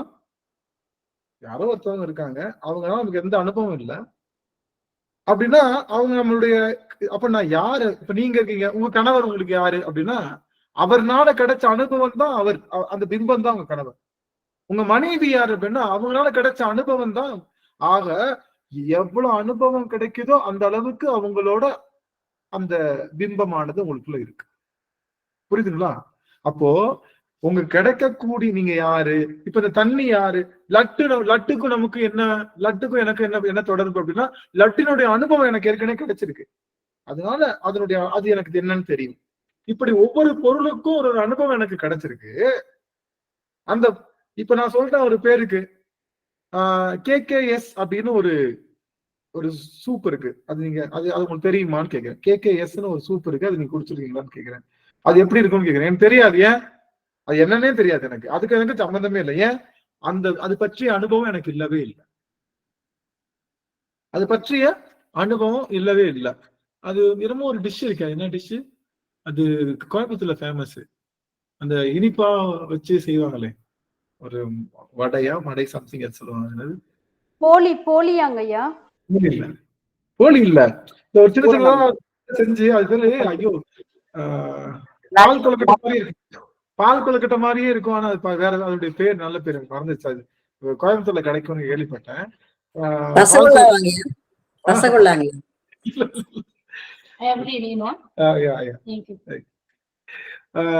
நான் என்ன சொல்ல வரேன்னா, சரி வரட்டும், அது ஒண்ணும் பேச விஷயம் இல்ல. அது சாமி பேரு தான் வரும். நம்ம இனிப்பு கொலக்கட்டைங்களாங்க சாமி? இல்ல புட்டுன்னு சொல்லுவாங்க. இலையில உருட்டி வச்சு அத வேக வச்சு அதை வந்து அப்படியே ஊற்றி உள்ளுக்குள்ள போட்டு அதான் இனிப்பு கொலக்கட்டைன்னு சொல்லுவாங்க. அடை அடை என்னமோ அடை வருது. என்ன அடை வருது? ஐயா சலங்க பணியாரங்களா? ஐயா பால் கொழுக்கட்டை. இல்ல இல்ல சரி, நான் இலையடைங்க. இலையடைன்னு சொல்லுவாங்க. இலையடைன்னு அது வந்து கேரளா சமையல் அவர் சொல்றாரு. ஆனா அதேதான் சம்திங் எல்ஸ். சரி விட்டுறலாம். இப்போ அந்த பேரு தெரியாதனால என்ன சொல்ல வரேன்னா, அதனுடைய அனுபவம் தான் அந்த பொருளுக்கும் நமக்கும் உள்ள தொடர்பு. இப்ப சிவன் யாரு அப்படின்னா, நல்லா கவனிங்க, சிவன் யாருன்னா சிவத்தினால நீங்க பெற்ற அனுபவமும் சிவமும் உங்களுக்கு இருக்கு. இப்ப சிவம் என்பது என்ன அப்படின்னா சிவானுபவம், வேற ஒண்ணும் கிடையாது. விநாயகர் என்பது யாருன்னா விநாயகர் அனுபவம். முருகன் என்பது யாருன்னா முருகன் அனுபவம். குருநாதர் என்பது யாருன்னா குருநாதர் அனுபவம். ஆக ஒரு பொருள் இருக்குன்னா அது அனுபவம். சிவம் என்பது என்னன்னா சிவத்துக்கும் உங்களுக்கும் ஒரு அனுபவம் ஏற்பட்டாத வரைக்கும் நீங்க சிவம் என்பதை உணர முடியாது. நமக்கும் சிவத்துக்கு ஏதாவது அனுபவம் ஏற்பட்டிருக்கா? உங்க யாருக்காவது அனுபவம் ஏற்பட்டிருக்கா? சிவத்துக்கும் உங்களுக்கும் இடையில ஏதாவது அனுபவம் ஏற்பட்டிருக்கா? எனக்கு 1 2 அர்ச்சனை இருக்கு, நான் கண்ணீர் விட்டா போதும். 1 2 எங்க அப்பா முன்னாடி போய் நான் 2 துளி கண்ணீர் விட்டு அப்பா அப்படின்னு எனக்கு நான் வேண்டாட்டினாலும் பரவாயில்ல, யாரோ ஒருவர்களுக்கு நான் கண்ணீர் விட்டு பெருமானே அவர்களுக்கு அந்த குறைய நீக்குன்னு சொல்லி அடுத்த கணம் எனக்கு போன் அடிக்கும். அம்மா உங்ககிட்ட விண்ணப்பம் வச்சேன், எனக்கு இந்த பொருள் நடந்துருச்சு அப்படின்னு சொல்லும் போது அந்த அனுபவம் எனக்கு சொல்லவே முடியாத அனுபவம். நான் எனக்கு கேட்டா தரமாட்டேன், நல்லாவே தெரியும். எனக்கு கேட்டா காதுலயே வாங்காம உட்காந்துருப்பான். ஆனா அடுத்தவங்களுக்கு நான் கேட்டுட்டேன், ஒரு கண்ணீர் மல்கி கேட்டுட்டேன்னா உடனே போய் அந்த விஷயத்தெல்லாம் எடுத்து செய்கின்றவன் யார் அப்படின்னா அந்த அனுபவம் நமக்குள்ள இருக்கு. அதனால என்ன பண்ணுவோம், நம்ம என்ன பண்ணுவோம், நமக்காக நம்ம வேட்ட மாட்டோம். நமக்கு ஏதாச்சும் வேணும்னா யார்கிட்ட தான் போய் சொல்லுவோம், அடியார்கள்ட்ட போய் விட்ட பார்ப்போம். நான் கேட்டா கொடுக்க மாட்டான், நீங்க கேளுங்க, இல்லைன்னே சொல்லவே மாட்டான். நான் கேட்டாலும் அடியார்களுக்காக கேட்கும் போது இல்லைன்னு சொல்லாதவன் அவன் கண்டிப்பா சொல்ல மாட்டான். அதனால நீங்க வேண்டுங்கன்னு சொல்லி அடியார்கள்ட்ட விண்ணப்பம் வச்சு அடியார்கள் கேட்கும் போது உடனே விழுது. அப்போ நமக்கும் சிவனுக்கும் நிறைய அனுபவம். கோவில்ல போனா கண்ணீர் அனுபவம். நான் அப்பதான் நினைச்சேன் சங்கு இசைச்சா நல்லா இருக்குமேன்னு. நான் கேட்க கூட இல்ல, என்னை பார்த்த ஒருத்தவங்க வந்து ஐயா இந்த சங்க நீங்க இசைக்கிறீங்களான்னு கேட்கும் போது சாதாரண விஷயம், வெகு சாதாரண விஷயம். அதனால ஒரு தம்படிக்கு பிரயோஜனம் இல்லை. ஆனா அந்த ஆனந்தத்தை வாய்னால சொல்ல முடியுமா? இப்ப சங்க இசைக்கலாம் அப்படின்னு நான் நினைச்சிட்டு இருக்கேன். திடீர்னு ஒருத்தர் வந்து இந்தாங்க இந்த சங்க நீங்க இசைக்கிறீங்களான்னு கோவில்ல கொடுக்கும் போது அந்த அனுபவம் வாழ்நாள் பூரா தித்திக்கும். அது மாதிரி ஒவ்வொரு அனுபவத்தையும் நமக்கு சேர்ந்து வந்திருக்கோம். அப்ப சிவம் என்பது யாருன்னா நமக்கு அனுபவத்தை வழங்குபவர். நாம சிவத்திடம் அனுபவம் பெற வேண்டும். ஆக சிவத்துக்கிட்ட போய் அப்ளிகேஷன் போடுறவன் சிவம் இல்ல, அவங்கிட்ட போய் அனுபவிக்கிறது தான் சிவம். இப்ப நீங்க சிவத்துக்கும் உங்களுக்கும் சரியான அண்டர்ஸ்டாண்டிங் இல்லைன்னா காரணம் என்ன? சிவத்துக்கிட்ட அனுபவம் நீங்க கம்மியா பெற்றிருக்கீங்க. நான் அடியன் வாங்காத அடி இல்ல, அடியன் அரவணைக்காத அரவணைப்பும் இல்லை. ரெண்டுமே பெருமான் அதிகமா கொடுத்திருக்கான். அடியனை அடிக்காத நாளும் கிடையாது, அடியனை அணைக்காத நாளும் இல்லை. அப்படிங்கிற மாதிரி பெருமான் அனுபவத்தை அள்ளி அள்ளி வழங்கிய காரணத்தினாலதான் அவனை அனுபவித்து சிலாகித்து அவன் அப்படியே ரொம்ப உருக்கமாக பேச முடிகின்றது. ஆக சிவன் என்பது யார் அப்படின்னா அவன் பித்த வடிவு கொண்டவன். இவ்வுலகில் பிள்ளையுமாம்னா பிள்ளைக்கு என்ன தெரியாது, யார் தூக்குனாலும் போயிடும் இல்ல, பிறந்த குழந்தை இருக்கு, தாயின் யார் தூக்குனாலும் போயிடும், வேணான்னு சொல்லுமா? ஒரு சின்ன குழந்தை. அது மாதிரி சிவபெருமானை யார் வேண்டுமெனாலும் அள்ளிக்கொள்ளலாம். நல்லவர்கள் அள்ளிக்கொள்ளலாம், தீயவர்கள் அள்ளிக்கொள்ளலாம், ஒன்றுமில்லாத அள்ளிக்கொள்ளலாம். ஆக இறைவன் எப்படிப்பட்டவன்னா பித்தர் வடிவு கொண்டவனும் பிள்ளை வடிவு கொண்டவனும் அவன்தான். பித்தனுடைய வடிவும் அவன்தான், பிள்ளையினுடைய வடிவும் அவன்தான். அவன் யாருன்னா தேரார்ந்த வீதி பெருந்துரையான். அவன் யாரு? சிவபெருமான் யாரு? தேரார்ந்த வீதி பெருந்துரையான். எப்பயுமே தேர் அப்படிங்கிறது சைவத்தை எதை சொல்றதுக்காக தேர் திருவிழா இருக்கு இல்லையா? சைவத்துல ஒரு தேர் திருவிழா. எதுக்காக தேர் திருவிழா? சைவத்தை எதுக்காக தேர் திருவிழா என்ன சொல்லுது? அப்புறங்களும் எரிக்கிறது. முப்புறம் எரித்ததுதான் தேர் திருவிழா. சைவத்தை பொறுத்த வரைக்கும் முதல் தேர் எப்பதான் செய்யறாங்க? முப்புறம் எரிக்கிறதுக்காக. அண்ட சராசரத்திலையும் முதல் தேர் எங்க செய்யறாங்க? முப்புறம் எரிக்கிறதுக்காக. அந்த தேர் 1 இன்ச்சு நகர்ந்துச்சா? யாருனால செய்யப்பட்டது? ஒரு இன்ச்சு நகரல. யாருனால செய்யப்பட்டது? தேவதச்சனால, பெரிய பெரிய கந்தர்வர்கள்னால, தேவர்கள்னால, 30 முக்கோடி தேவர்கள் எல்லாருனாலையும் செய்யப்பட்ட தேர் 1 இன்ச்சு நகர்ல, தவிடு பொடியாக விட்டது. ஆனா இன்னைக்கு நாம இழுக்கிற சொக்கநாதர் தேரும், பட்டீஸ்வரர் தேரும், நம்மளுடைய தில்லை நடராஜ தேரும், திருவாரூர் ஆழி தேரும் எப்படி நகர்ந்து போகுது? எப்படி போகுது? போகவே முடியாத இடங்கள்லாம் போய் திரும்ப அதனுடைய இடத்துல போய் அடையுது. அப்படின்னா நாம எல்லாம் எவ்வளவு பேரு பெற்றவர்கள் நினைச்சு பாருங்க. தேவர்களுக்கும் மேலாக பேரு. அவங்க செஞ்ச தேரு ஒரு பிட்டு நகரல, ஆனா நாம செஞ்ச தேரு நகருது. காரணம் என்னன்னா, அவர்கள் செய்த தேரிலே நான் என்ற மமகாரம் நிறைந்திருந்தது. ஆனா நாம செய்த தேர்ல நான் என்ற மமகாரம் இல்லாதனால நகருது அப்படின்னு நாம் சொல்லிக்கிறோம். அப்போ நம் தேர் திருவிழா எதை குறிக்குதுன்னா, நீங்க தேரை வடம் பிடிச்சு இழுக்கும் போது உள்ள இருக்கிறவன் யாரு? இந்த தேர்னால அவனுக்கு ஒண்ணும் ஆக போறது இல்ல. மேல வச்சிருக்கிற நீங்க பந்தல்னால ஒண்ணும் ஆக போறது இல்ல, கோவில்னால ஒண்ணும் ஆக போறது இல்ல, நெய்வேத்தியங்கள்னால ஒண்ணும் ஆக போறது இல்ல, பாடுற திருமுறையினால ஒண்ணும் ஆக போறது இல்ல, நான் அவனுக்கு செய்கின்ற பூஜையினால அவனுக்கு ஒண்ணும் ஆக போறது இல்ல. இது எல்லாத்துக்கும் வேற. நான் சுவாமி அடியனுடைய திரும்ப தரிசனம் கிடைக்குது இல்லையா? எல்லாத்துக்கும் தெரியுதுங்களா? முகம் தெரியுதுங்களா? சுவாமி ஒருவேளை குவிட் ஆயிட்டு கூட வாங்க சாமி. அது சில சமயம் அந்த குவிட் ஆயிட்டு வந்தா சரியா இருக்கும். ஆக என்ன சொல்லுது இந்த முப்புறம் எரித்த அந்த நிலைப்பாடு? நமக்கு என்ன சொல்லுதுன்னா, என்னால சிவபெருமானுக்கு ஒன்னும் ஆகப்போவது இல்லைன்றதுதான் முப்புறம் சொல்லுது. அந்த நினைப்போடு பெருமானை இழுத்து வருகின்ற பெருமானை வடம் பிடித்து இழுக்கிறதுனாலதான் நமக்கு என்ன நடக்குது அப்படின்னா, வடம் பிடித்து இருக்கிறதுனாலதான் நமக்கு என்ன வருதுன்னா, தேர் நகர்கின்றது. ஆக தேரார்ந்த வீதி பெருந்துரையான். அவன் யாரு? பித்தர் வடிவன், அவன் பிள்ளை வடிவன். அவன் எதை உணர்த்துகின்றான் என்றால், அவனால் நமக்கு ஒன்றும் ஆவது. அவனுக்கு பித்தன் தான், அவனுக்கு பைத்தியம்தான். பார்க்க பைத்தியக்கார மாதிரி இருக்கான், பார்க்க ஒண்ணுமே தெரியாத அப்பாவி பிள்ளை மாதிரி இருக்கான். அதனால நான் அவனுக்கு ஏதோ உதவி செய்யலாம்னு நினைச்சிடாதீங்க. அவனுக்கு நீங்க செய்ய வேண்டிய உதவி ஒண்ணுமே இல்லை. உங்களால அவனுக்கு ஒரே ஒரு சின்ன விட்டு நன்மை இருக்குன்னு ஏதாவது சொல்லிருந்தா பார்க்கலாம். நம்மளால சிவபெருமான் அதுதான் போன இடம் சொன்னாங்க அம்மா, நம்மளால தாங்க அவன் என்ன பண்றான், நம்மளாலதான் 5 தொழில்களை அவன் செய்கின்றான் அப்படின்னு அவன் சொல்றான். ஜாக்கியா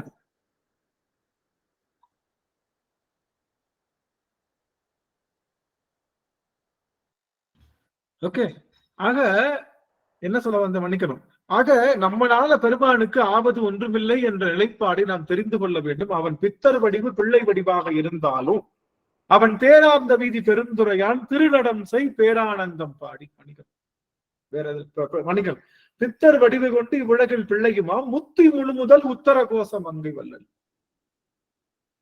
அவன் கொடுக்கிற முக்தி தான் முழு முக்தி. நம்ம ஏற்கனவே பார்த்தோம், பல புத்த மதத்துல கொடுக்கக்கூடிய முக்தி, அப்புறம் நம்மளுடைய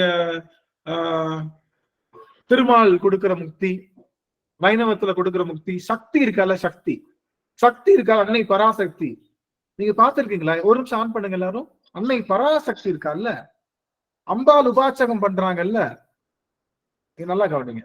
அம்பாள் உபாச்சகம் பண்றவங்க என்ன வச்சு வழிபாடு செய்வாங்க? அம்பாள் உபாச்சகம் ஸ்ரீசக்கரம் வச்சு வழிபாடு செய்வாங்க. ஸ்ரீசக்கரத்துல கடைசியா இருக்கும்ல ஒரு புள்ளி, அதுக்கு பேர் என்ன? பிந்து.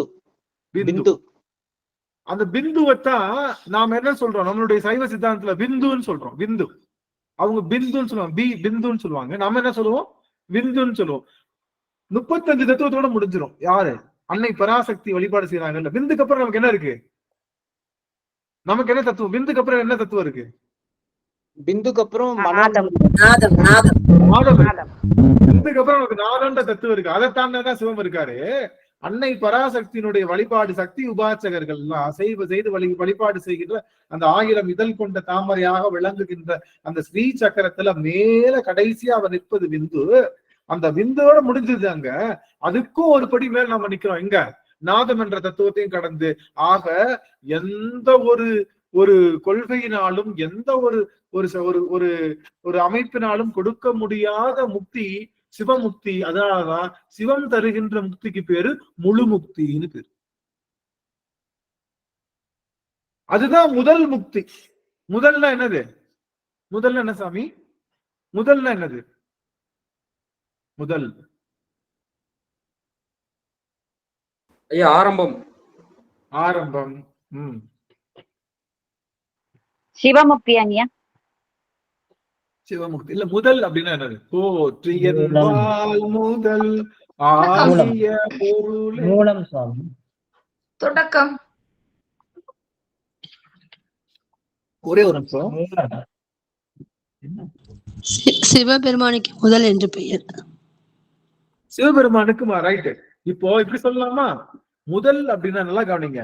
முதல் அப்படின்னா என்னன்னா உங்ககிட்ட ஒண்ணுமே இல்லாட்டினாலும் உங்க அக்கௌண்ட்ல போடுற ஒரு வெகுமானம். கவனிக்கிறீங்களா? நீங்க எப்பயுமே பேங்க்ல போய் பணம் வித்ட்ரா பண்ணணும் அப்படின்னா உங்க அக்கௌண்ட்ல பணம் இருந்தா மட்டும்தான் வித்ட்ரா பண்ண முடியும். ஆனா பணமே இல்லாம வித்ட்ரா பண்றதுக்கு பேரு தான் முதல்னு பேரு. என்கிட்ட எந்த பணமும் இல்லை, ஆனாலும் ஒரு காசை கொடுப்பாங்க. யாரு? கவர்மெண்ட் வந்து ஒரு காசை கொடுக்கும், ஒரு லோன் கொடுப்பாங்க. அதை வச்சு தொழில் பண்ணி நம்ம அடுத்தெடுத்துப்போம். அப்ப என்கிட்ட ஜீரோவா இருந்தாலும் என்கிட்ட கிடைக்கக்கூடிய பொருளுக்கு பேர் என்ன? நான் ஜீரோவா இருந்தாலும் எனக்கு கிடைக்கக்கூடிய பொருளுக்கு பேர் என்ன? முதல். புரியுதுங்களா? நான் ஜீரோவா இருக்கேன், நான் ஜீரோ, என்கிட்ட ஒண்ணுமே இல்லை, என்கிட்ட ஒரு ஸ்டார்ட் பண்ண முடியல. ஆனா ஸ்டார்ட் பண்றதுக்குன்னு யாரோ ஒருத்தவங்க எனக்கு காசு கொடுக்குறாங்க, அதுக்கு பேர் முதல். அது போல மூலாதாரம் அல்லது மூலதனம். மூலதனம் அம்மா சொல்றது மூலதனம். மூலதனம் முதல் எல்லாம் ஒண்ணுதான். அப்போ அந்த மூலதனம் என்று சொல்லக்கூடிய முதல், அது போல சிவபெருமான்ட்ட நாம ஜீரோவா இருக்கிறப்போ நாம எந்த நல்லா கவனிக்கின்ற நான் எந்த பூசணையும் பண்ணல, நான் எதுவுமே பண்ணல. நான் ஆதி கேவலத்துல இருக்கிறப்பயே வந்து எனக்கு என்ன கொடுத்துட்டான்? எல்லாத்துக்கும் சமமான உடல் கொடுத்து என்ன ஆரம்பிச்சு வச்சான் இல்லையா? அதனால அப்பவே கொடுத்தது முதல் முக்தி. அப்ப சிவபெருமான்ட்ட இருக்கக்கூடிய முக்தி என்ன முக்தி? முதல் முக்தி, முழு முக்தி. புரியுதுங்களா? சிவபெருமானால மட்டும்தான் முழு முக்தி கொடுக்க முடியும். ஏன் சக்தினால கொடுக்க முடியாதா? ஏன்னா அவ பிந்துவோட நின்றுவா. நாராயணால கொடுக்க முடியாதா? நாராயணன் எங்க நின்றுவார்? புருஷோத்தமன் நின்றுவார், புருஷ தத்துவத்தோட நின்றுவார். இல்ல நம்ம புத்தரால கொடுக்க முடியாதா? பூதங்களே 4, அவங்களுக்கு 4 பூதம் தான், பூதங்கள் கூட 5 கிடையாது. மகாவீரனால் இப்படி யாருனாலையும் கொடுக்க முடியாத அந்த முக்தியை கொடுப்பதினாலே இவனுக்கு முழு முக்தின்னு பேரு. நான் ஜீரோவா இருக்கிறப்பவே என்கிட்ட முக்தி கொடுக்குறான், அதனால இவனுக்கு பேரு முதல் முக்தின்னு பேரு. அதனாலதான் பெருமானுக்கு முழு முதல் முக்தி. முழு முதல் பிள்ளையுமா முழு முதல் உத்தர கோச மங்கை வல்லல். இந்த உத்தர கோச மங்கை அப்படின்னா என்ன அப்படின்னு பார்த்தோம்னா நம்ம ஏற்கனவே பார்த்திருக்கோம். நாம் எல்லாரும் இந்த ஒரு செய்தி கேட்கலாம், எல்லாரும் கொஞ்சம் முக்கியமான செய்தி ஏற்கனவே கேட்டதுதான், இருந்தாலும் அதுல வேற ரிப்பீட்டேஷன் இல்லாததுதான். எல்லாரும் ஒரு நிமிஷம் மட்டும் ஆன் பண்ணிக்கலாம்.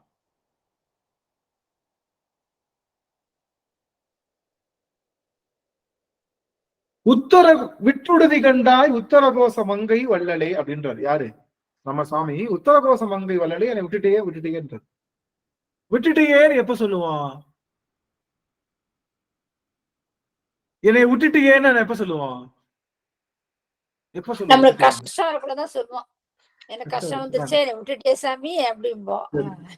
சரி, இது ஒரு கருத்து. விட்டுட்டு என்னைய விட்டுட்டே அப்படின்னா என்ன அர்த்தம்?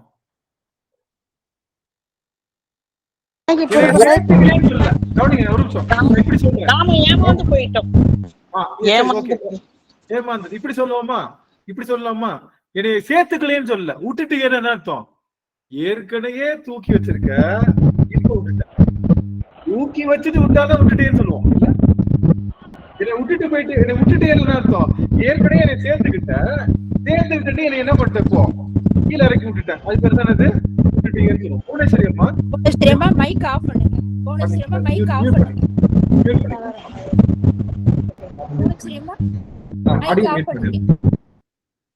என்னால மீட் பண்ண முடியல.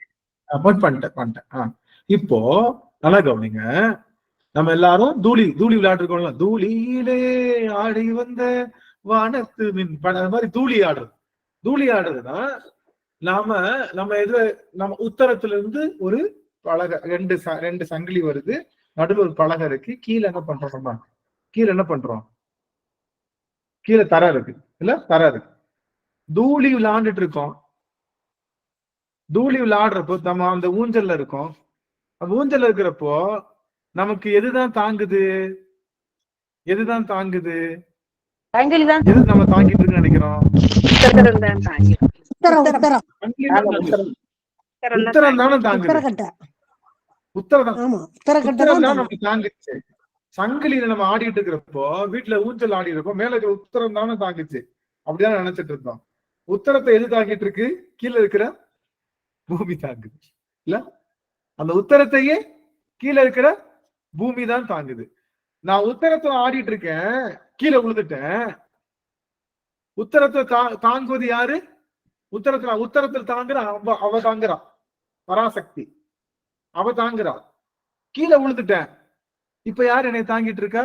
அந்த உத்தரத்தையும் தாங்குகின்ற வள்ளல், உத்தரத்தையும் தாங்குகின்ற வள்ளல் பெருமான் தான் தாங்கிட்டாரு.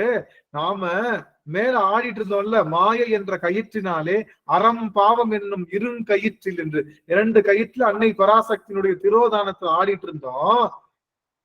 கீழே விழுந்துட்டோம். கீழே விழுந்தது நம்ம என்னமோ மேல இருந்து கீழே விழுந்த மாதிரி நினைச்சிட்டு இருக்கோம்.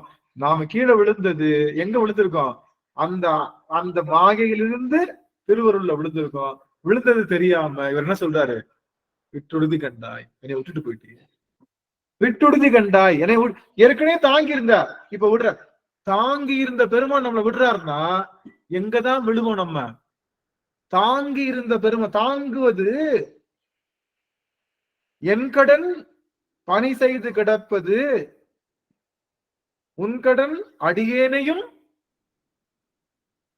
தன் கடன் அடியேனையும் தாங்குதல். நாம கீழே விழுங்க நினைக்கிறோம், கீழே விழல, பெருமான் தாங்கிக் கொள்கின்றான். அவன் தான் உத்தர கோச மங்கை வள்ளல். நீங்க எவ்வளவு கீழே விழுந்தாலும் உங்களை தாங்குவான். நாம மேல நின்னோம் நினைச்சோம் இல்லையா, அதுதான் மாயை. மேல நின்னோம் நினைச்சோம்ல, ஆடிட்டு இருக்கிறது தான் மாயை. அது எப்ப வேணாலும் அருந்து விழுகலாம். கீழே விழுந்தோம்னா நமக்கு ஆடுறதுக்கு ஆடுமா? நம்ம தரையில வந்துட்டோம், முன்ன பின்ன போவோமா? நம்ம அதே இடத்துல தான் நிற்போம். ஆனா நம்ம மனசு எதுக்குத்தான் ஆசைப்படுது? ஏறி உட்காந்து ஊஞ்சல் ஆடுறதுக்கு ஆசைப்படுது. கீழே நிலையா நிக்கிறதுக்கு ஆசைப்படல. எப்போ இந்த ஆசை போகும்? இது தன்னால கயிறு ரெண்டும் இனிமே மாட்டவே முடியாதுன்னு அந்த விழுந்துருச்சுன்னா இனிமே நம்ம மாட்ட முடியாது. நம்ம என்னதான் பண்ணி ஆகணும்? கீழே தான் இருக்கணும்னு சொல்லி கீழே விழுகிறாரு. அதனால சாமி சொல்றாரு, விட்டுடுதி கண்டாய். ஏற்கனவே எனக்கு விட்டுட்டியே, விட்டுட்டியே. அவன் விட்டது நிலைத்து பிடிப்பதற்காக. சிவபெருமான் விட்டது நிலைத்து பிடிப்பதற்காக. ஆகவே அவன் விடுற மாதிரி இருக்கிற இடங்கள் எல்லாம் நீங்க நினைச்சுக்கோங்க, அவன் உத்தரகோச மங்கை வள்ளலாக நின்று உங்களை நிலைத்து பிடிப்பதற்காக அவன் செய்கின்றான். மாயையில ஆடிக்கின்ற நம்மள நல்வினை தீவினை என்ற 2 கயிறுகளையும் அறுத்து அந்த ஊஞ்சலிலிருந்து கீழே விழச் செய்து அவனுடைய நிலைத்த தன்மையாகிய சிவம் நம்மை தாங்கியது. ஆடும்போது தாங்கியது ஆடும்போது தாங்கியது அந்த பலகை தாங்கியது அன்னை திரோதான சக்தி. கீழே விழுந்து தாங்கியது திருவருள் சக்தி. அப்ப கீழே விழுந்து தாங்கிய திருவருள் சக்திக்கு அந்த சாமிக்கு என்ன பேரு? உத்தரகோச மங்கை வள்ளல்னு பேரு. உத்தரகோச மங்கை வள்ளல் நம்ம என்ன பண்ணுவான்? ஆட விட்டு ரசிக்க விட்டு நல்லா ஜாலியா இருக்கிறப்ப 2 கையிலையும் கட் பண்ணி விட்டுரும். தொப்பு கொடின்னு கீழே விழுகிறப்ப வலிக்க செஞ்சாலும் அவனே தாங்கி நமக்கு திருவருள் செய்வான். ஆகவே அந்த திருவருள் செய்கின்ற இடம்தான் உத்தரகோச மங்கை வள்ளல். புத்தி புகுந்தவா பூவல்லி கொய்யா. நம்ம புத்தியில புகுந்தது. ஏன்னா மாயை என்பது எங்க இருக்கு அப்படின்னா வெளியில இல்ல. மாயை என்பது என்னுடைய புத்தியில தான் இருக்கு. என் புத்தியில தான் இருக்கு மாயை என்பது. மாயையிலேயே நிறைய வெரைட்டிஸ் இருக்குல்ல. என்ன வெரைட்டிஸ்? குழந்தையா இருக்கிறப்ப பஞ்சு மிட்டாய்க்கு ஆசைப்படும். அது கொஞ்சம் பெரிய பிள்ளையாச்சுன்னா பொம்மைக்கு ஆசைப்படும். அப்புறம் கொஞ்சம் பெரிய பிள்ளைய ஆசைப்பட்டுச்சுன்னா ஸ்கூலுக்கு போக ஆசைப்படும். அப்புறம் வேலைக்கு, அப்புறம் இல்லறம், அப்புறம் உறவு, அப்புறம் பொருள், அப்புறம் அப்படியே போய் கடைசியா ஒரு பொருளுக்கு ஆசைப்படும்ல. என்னது? சிவத்துக்கு ஆசைப்படும். அப்போ இந்த மாயை முதிர்ந்து முதிர்ந்து முதிர்ந்து முதிர்ந்து உதிர்ந்து முதிர்ந்து உதிர்ந்து முதிர்ந்து உதிர்ந்து கடைசியில பழமுதிர் சோலை என்று சொல்லுகின்ற அந்த உத்தரகோச மங்கை வள்ளலை பற்றுகின்ற அந்த இடம்தான் நம்மளுடைய மாயை நீக்குகின்ற இடம். நமக்கு மாயை என்பது எங்க இருக்குன்னா புத்தியில மட்டும்தான் இருக்கு. இந்த ஒரு செய்தியோடு நிறைவு செய்யறேன். இந்த ஒரு செய்தி அடியார்கள் கண்டிப்பா இருக்கு, நீங்க ஆன் பண்ணியே ஆகணும், ஆன் பண்ணியே ஆகணும், வேற வழியே இல்லை. எல்லாரும் சகல பேரும் ஆன் பண்ணி ஆகணும். மன்னிக்கணும் எல்லாரும் ஒரு நிமிடம் ஆன் பண்ணி, ஒரே ஒரு நிமிடம் மட்டும். ஏன்னா புத்தியில இருக்குன்றதை நான் சொல்லணும்ல, அதுக்காக புத்தியில இருக்குன்றதை நான் சொல்லணும், அதுக்காக தான் சொல்றேன். நம்மளுடைய இப்பதான் ரீசெண்டா வந்தது, போன மாசம் வந்த பௌர்ணமி என்ன பௌர்ணமி? அமாவாசை. மன்னிக்கணும், அமாவாசை. போன மாசம் வந்த அமாவாசை என்ன அமாவாசை? அபிராமி பட்டருக்கு கொடுத்த அமாவாசை. ஞாபகம் இருக்கா? எல்லாத்துக்கும் தெரியும். அபிராமி பட்டருக்கு தன்னுடைய தாடகையின் மூலமாக அபிராமி பட்டர் முழு அமாவாசையில உட்கார்ந்துருக்கார். நல்லா கவனிக்கிறீங்க, இதான் இந்த முக்கியமான செய்தி. முழு அமாவாசையில உட்கார்ந்து தவம் செய்துட்டு இருக்காரு. அன்னை பராசக்திக்கு அவங்க அம்பாள் உபாசகர் என்ன பண்ணுவாங்கன்னா பாதாதி கேசமாக கொஞ்சம் கொஞ்சமா அவளை பார்த்துக்கிட்டே வருவாங்க. யார நல்லா கவனிக்கணும். அம்பாள் உபாசகர் மனசுல உட்கார்ந்து மானத பூசையாக அன்னை பராசக்தியை அவருடைய திருவடியிலும் திருமுடி வரைக்கும் அப்படியே கொஞ்சம் கொஞ்சமா பார்த்துட்டு போவாங்க. அப்படி பார்த்துட்டே போறாங்க, அப்படி பார்த்துக்கிட்டே மேல போறாங்க. இவர் அந்த அந்த உபாசனை இருக்காரு. இவருக்கு திதி என்ன திதின்னு தெரியும், அமாவாசைன்னு திதின்னு தெரியும். தெரியதான் இவருக்குன்னு நம்மளுக்கே தெரியும், அவருக்கு திதி அமாவாசைன்னு தெரியாதா? ஆனா அவர் புத்தி எதுக்குள்ள இருக்கு? உலக மாயையில இல்ல, உள்ள இருக்கிற அன்னை பராசக்தி. அவ கொஞ்சம் கொஞ்சமா வளர்ந்துகிட்டே இருக்கு. அவளுக்கு பேர் என்ன பேரு? அன்னை பராசக்திக்கு பேர் என்னது? சோடக்ஷின்னு பேரு. அன்னை பராசக்திக்கு என்ன பேரு? சோடக்ஷின்னு பேரு. சோடக்ஷினா 16 கலைகளை உடையவள். அவ 16 கலையா நிக்கிறப்பதான் நம்மளுக்கு என்ன வருது? முழு சந்திர அவளை அப்படியே அவர் மனசுல நினைச்சு வந்துட்டு இருக்காரு. அன்னையுடைய திருமுகம் எப்படி இருக்குன்னா ஒரு ஒரு கலையா போய் போய் போய் போய் போய் இப்ப கடைசியில சோடக்ஷி என்ற அந்த கலை முழு கலையாக, முழு சந்திரனாக, முழு பௌர்ணமி நிலவாக இருக்கின்ற நிலையில பெருமான் அவளுக்கு பூஜனை செய்துட்டு இருக்காரு. உள்ள யாரு? நம்மளுடைய சக்தி உபாசகராக இருக்கக்கூடிய அபிராமி பட்டர் பண்றது. அப்ப வந்து கேட்கிறாரு என்ன திதின்னு. இவர் உலக திதியை மறந்து உள்ளுக்குள்ள நடக்கிற திதியாக இருக்கக்கூடிய அந்த சோடக்ஷ திதி என்ற 16வது திதியை சொல்றார். 16வது திதி என்னது? பௌர்ணமி. எல்லாத்துக்கும் இன்னைக்கு தெரியும் இல்லையா? இது ஃபர்ஸ்ட் எடுத்தோடனே பிரதமை, துவிதியை, திருதியை, சதுர்த்தி, பஞ்சமி, ஷஷ்டி, சப்தமி, அஷ்டமி, நவமி, தசமி, ஏகாதசி, துவாதசி, திரியோதசி, சதுர்த்தசி. அடுத்தது என்னது? அடுத்தது நம்மளுக்கு பௌர்ணமி, இல்லாட்டி அமாவாசை. அப்படி மாறி வரும். பௌர்ணமிக்கு அடுத்த நாள் தேய்பிறை, பிரதமை, அப்படியே போகும். என்ன சொல்ல வரோம் அப்படின்னா இந்த 15 கலைகளும் வளர்ந்து அன்னைக்கு அப்படியே கொஞ்சம் கொஞ்சமா பூஜனை பண்ணி மேல போறப்போ அப்ப கிடைத்த அந்த புத்தி தத்துவத்துல இருந்த அந்த திதியத்தான் சொன்னார். யாருக்கு? வெளியில சொன்னார். புத்தி தத்துவத்துல அவரு எதை பார்த்துட்டு இருக்காரு? எதை பார்த்துட்டு இருக்காரு? பௌர்ணமிய பார்த்துட்டு இருக்காரு. வெளியில என்ன நடந்துட்டு இருக்கு? அமாவாசை நடந்துட்டு இருக்கு. ஆக வெளியில நடக்கிறது புத்திக்கு தெரியாம இருக்கிறதுக்கு பேருதான் மாயையிலிருந்து நீங்குதல். ஆக இறைவன் நமக்கு நடக்கின்ற அந்த பிளக்சுவேஷன் எல்லாம் புத்தியில தான் நடக்குது. அதனாலதானே வீட்டை பூட்டிட்டு இழுத்து பார்ப்போம்ல, இழுத்து பார்ப்போம் பூட்டமா இல்லையான்னு. 2 ஸ்டெப் இறங்கி வந்து திரும்ப இழுத்து பார்ப்போம். கீழே படிக்கட்டுல வந்து திரும்ப வந்து என்ன பண்ணுவோம்? இழுத்துவோம். சில பேர்லாம் ஆபீஸுக்கு போயிட்டு திரும்ப ஒரு தடவை வந்து கூட இழுத்து பாக்குறவங்க உண்டு. ஆபீஸ்க்கு போயிட்டு நம்ம ஒழுங்காத்தான் பூட்டுறோமா திரும்ப. ஆக என்ன காரணம்னா அந்த நிலை வேறு நிலைப்பாடு என் புத்தியில தான் இருக்கு. கோளாறு என் புத்தியில தான் இது என்னமோ தப்பா நடந்தது. என் புத்தி நல்லதுதான் நடக்கும். வீட்டையே திறந்து போட எனக்கு எதுவும் பிரச்சனை இல்லை நினைச்சிச்சுன்னா நான் என்ன பண்றேன்? பெரிதா. ஆக நடக்கின்ற எல்லா மாயா காரிய வேலைகளுக்கும் மூலாதாரம் புத்தி தான். மூலாதாரம் கீழே இருக்கு, புத்தி மேல இருக்கு. மூலாதாரத்துல இருக்கக்கூடிய நம்மளுடைய விநாயகர் தான் புத்தியில சிவத்தை சேர்த்து சித்தியா மாத்துறார். மூலாதாரத்துல இருக்கக்கூடிய விநாயகர் பெருமான் தான் புத்தியில சிவத்தை சேர்த்துட்டு அது என்னவா மாறிடும்? புத்தியில சிவத்தை சேர்த்துட்டா என்னவா மாறிடும்? பூ என்னவா மாறிடும்? சீயா மாறிடும், சித்தி. அதுக்கப்புறம் நீங்க எது எடுத்தாலும் சித்திக்கும், எது எடுத்தாலும் நிகழும். ஆக உங்க மனசுல உங்க புத்தியில தான் என்ன இருக்கு? பிரச்சனை இருக்கு. ஆகவே புத்தி புகுந்தவா பூவல்லி, என் புத்தியில புகுந்துட்டா இனிமே எனக்கு மாயை இல்லை சொல்றார். யார் சொல்றா? நம்முடைய மணிவாசக பெருமான்.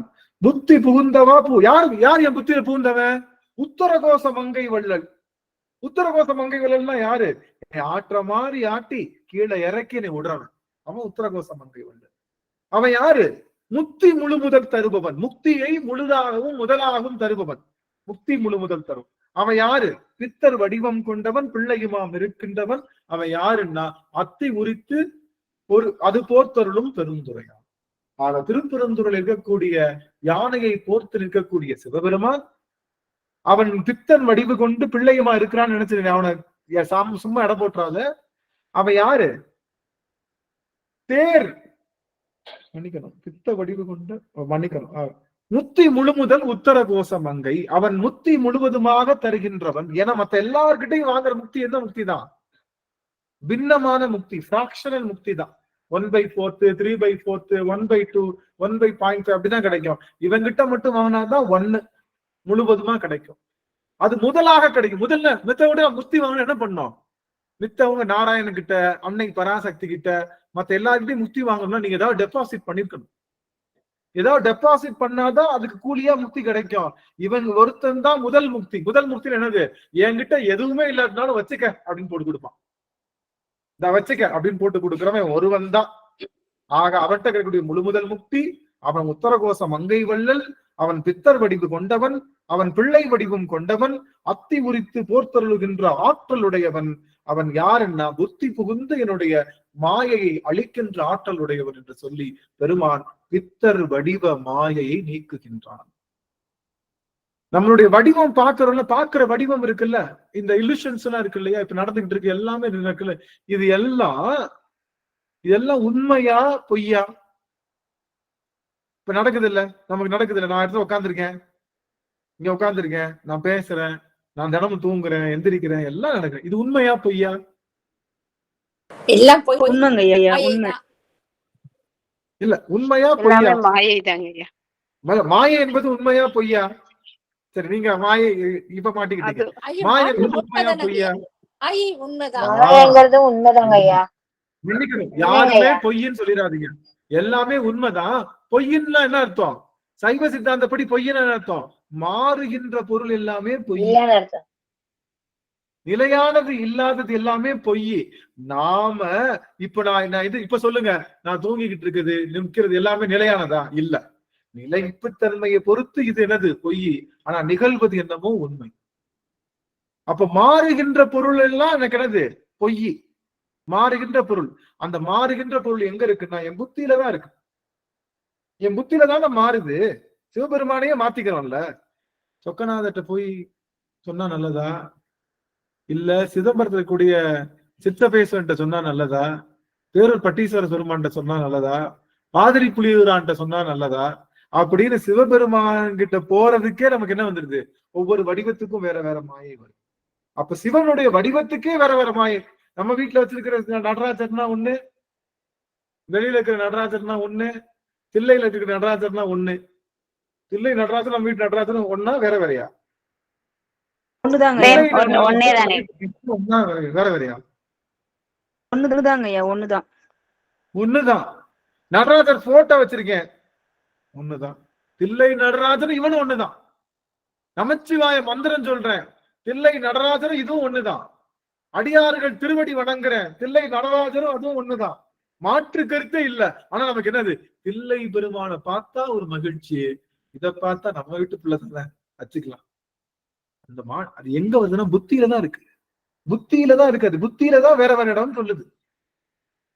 நடராஜர் மரகத நடராஜரும் தில்லை நடராஜரும் ஒன்னா வேற வேறையா? அது எப்படிங்க ஒண்ணு? நல்லா சாமி, அது எப்படிங்க ஒன்னாகும்? அவர் பொற்சபை, அவர் பொன்னால் ஆனவர், இவர் மரகதத்தால் ஆனவர். ரெண்டு பேரும் வேற வேற தானே? ஆமாமா இல்லையா? இல்ல, வெரி குட். உருவத்தினாலே வேறுபாடு இருந்தாலும் அவனுடைய அருளினாலே ஒன்று.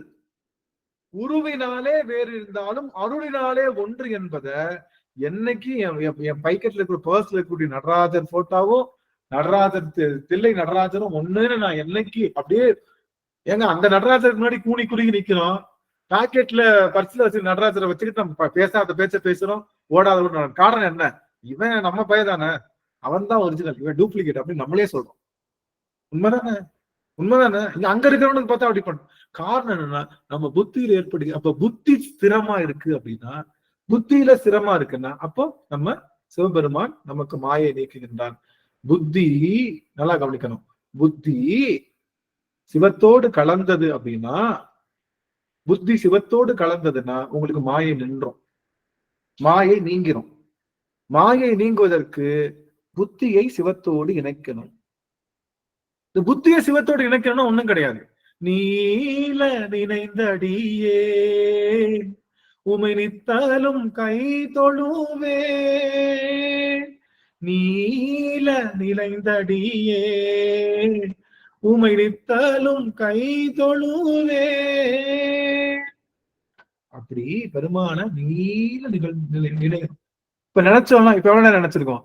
1.5 மணி நேரமா அவனை தவிர எதுவுமே இல்லாம நீல நினைந்தோம் இல்லையா? இப்படி வாய்ப்பு கிடைக்கும் போதெல்லாம் அவனோடு நினைந்து கொண்டான்.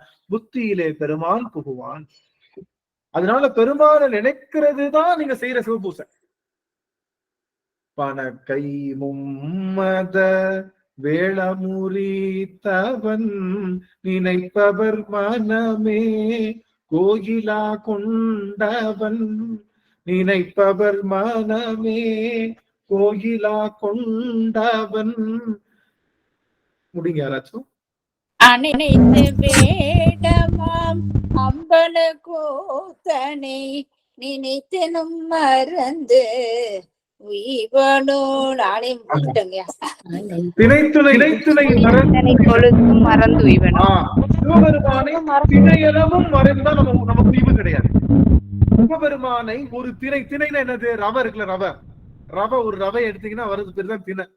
அந்த மாதிரி ஒரு திணை அளவு பெருமானை நான் நினைக்க தவறிட்டேன்னா எனக்கு உய்வு கிடையாது.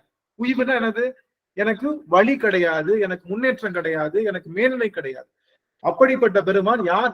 நீ ஒண்ணும் இல்ல, கோயிலுக்கெல்லாம் போக தேவையில்ல, நீ நினைச்சா உன் மனசையே கோயிலா கொண்டு வந்துருவான்ற. நீ நினைப்பவர் மனமே கோயிலா கொண்டவர், நீ நினைப்பவர் மனமே கோயிலா கொண்டவன் சொல்றியே. அவன் கேட்கிறாரு, நினைப்பவர் மனமே கோயிலா கொண்டவன். அவன் ஏதோ சாதாரணவே நினைச்சிடாத. சும்மா கூப்பிட்டா வந்தவொடனே, அவன் வீட்டுக்கு வந்தவொடனே அவன் சாதாரண. அவன் யார் தெரியுமா? பணக்கை மும்மத வேள முறித்தவன். அதுதான் இந்த பாட்டோட முதல் வார்த்தை. அத்தி உரித்து அது போர்த்தொருளும் பெருந்துரையான். எவ்வளவு அழகா அந்த பாட்டுக்கு இந்த பாட்டுக்கு எவ்வளவு அப்படியே மேட்ச் ஆகுது. அத்தி உரித்து அது போர்த்தொருளும் பெருந்துரையான், பணக்கை மும்மத வேள முறித்தவன். கடைசியில் என்ன சொல்றாரு? திணை துணை மறந்தும் உய்வனோ. திணை துணை மறந்தும். அது போல மனிதன் என்ன சாமி? திணைத்தனை பொழுதும் மறந்துய்வனோ மறந்துய்வனோ மறந்துய்வனோ.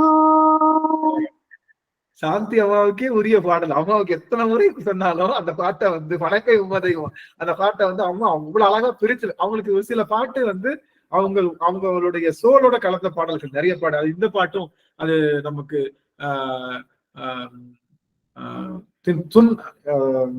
திருவடி மன்னிக்கணும் டக்குன்னு இல்லையே, அவரு பாப்பார் இல்லையா, இங்க இருந்து மானசரோகரில இருந்து வருவார்ல, திருவையாருக்கு வருவார்ல நம்ம சாமி. சொல்லுங்க சாந்தி அம்மா, சொல்லுங்க, எடுத்து கொடுங்க.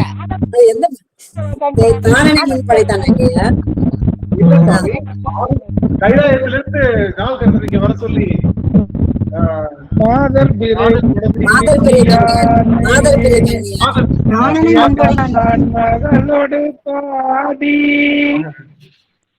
போதோடு அருமை அருமை அணைக்கிறீங்க.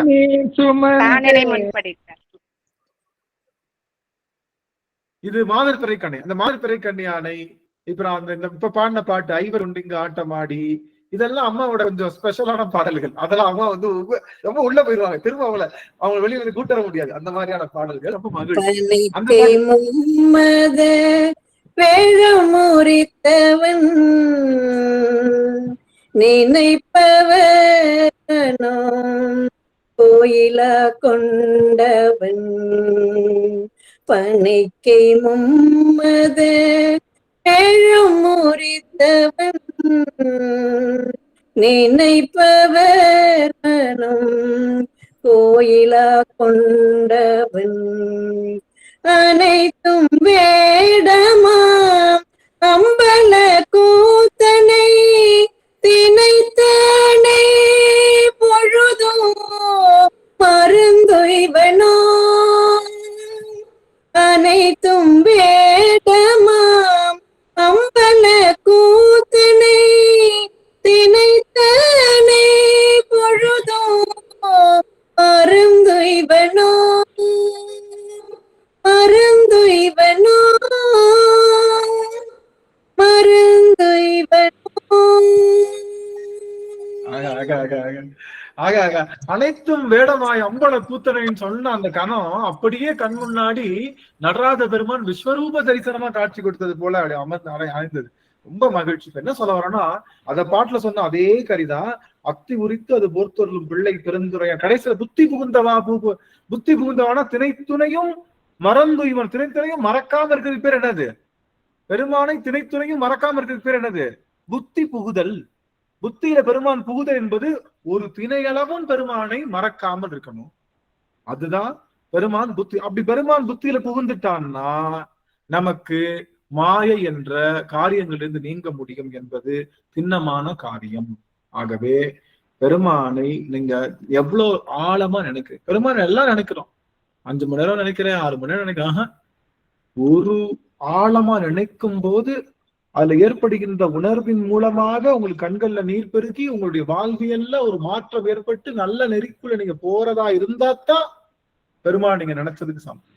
பெருமான் நினைச்சதுக்கு சமம். அவன் நினைக்கும் போது கண்கள்ல நீர் பெருகி எல்லாருமே அன்பு பெருகி என்னுடைய வாழ்வில் எல்லா நலங்களும் பெற்று அப்படியே நாம் அடுத்தடுத்த நல்ல நிலைகளுக்கு நாம் போறதுதான் அவனை நினைக்கிறது. சும்மா என்னமோ கூட பஜன் பாடுறதுலாம் இல்லை.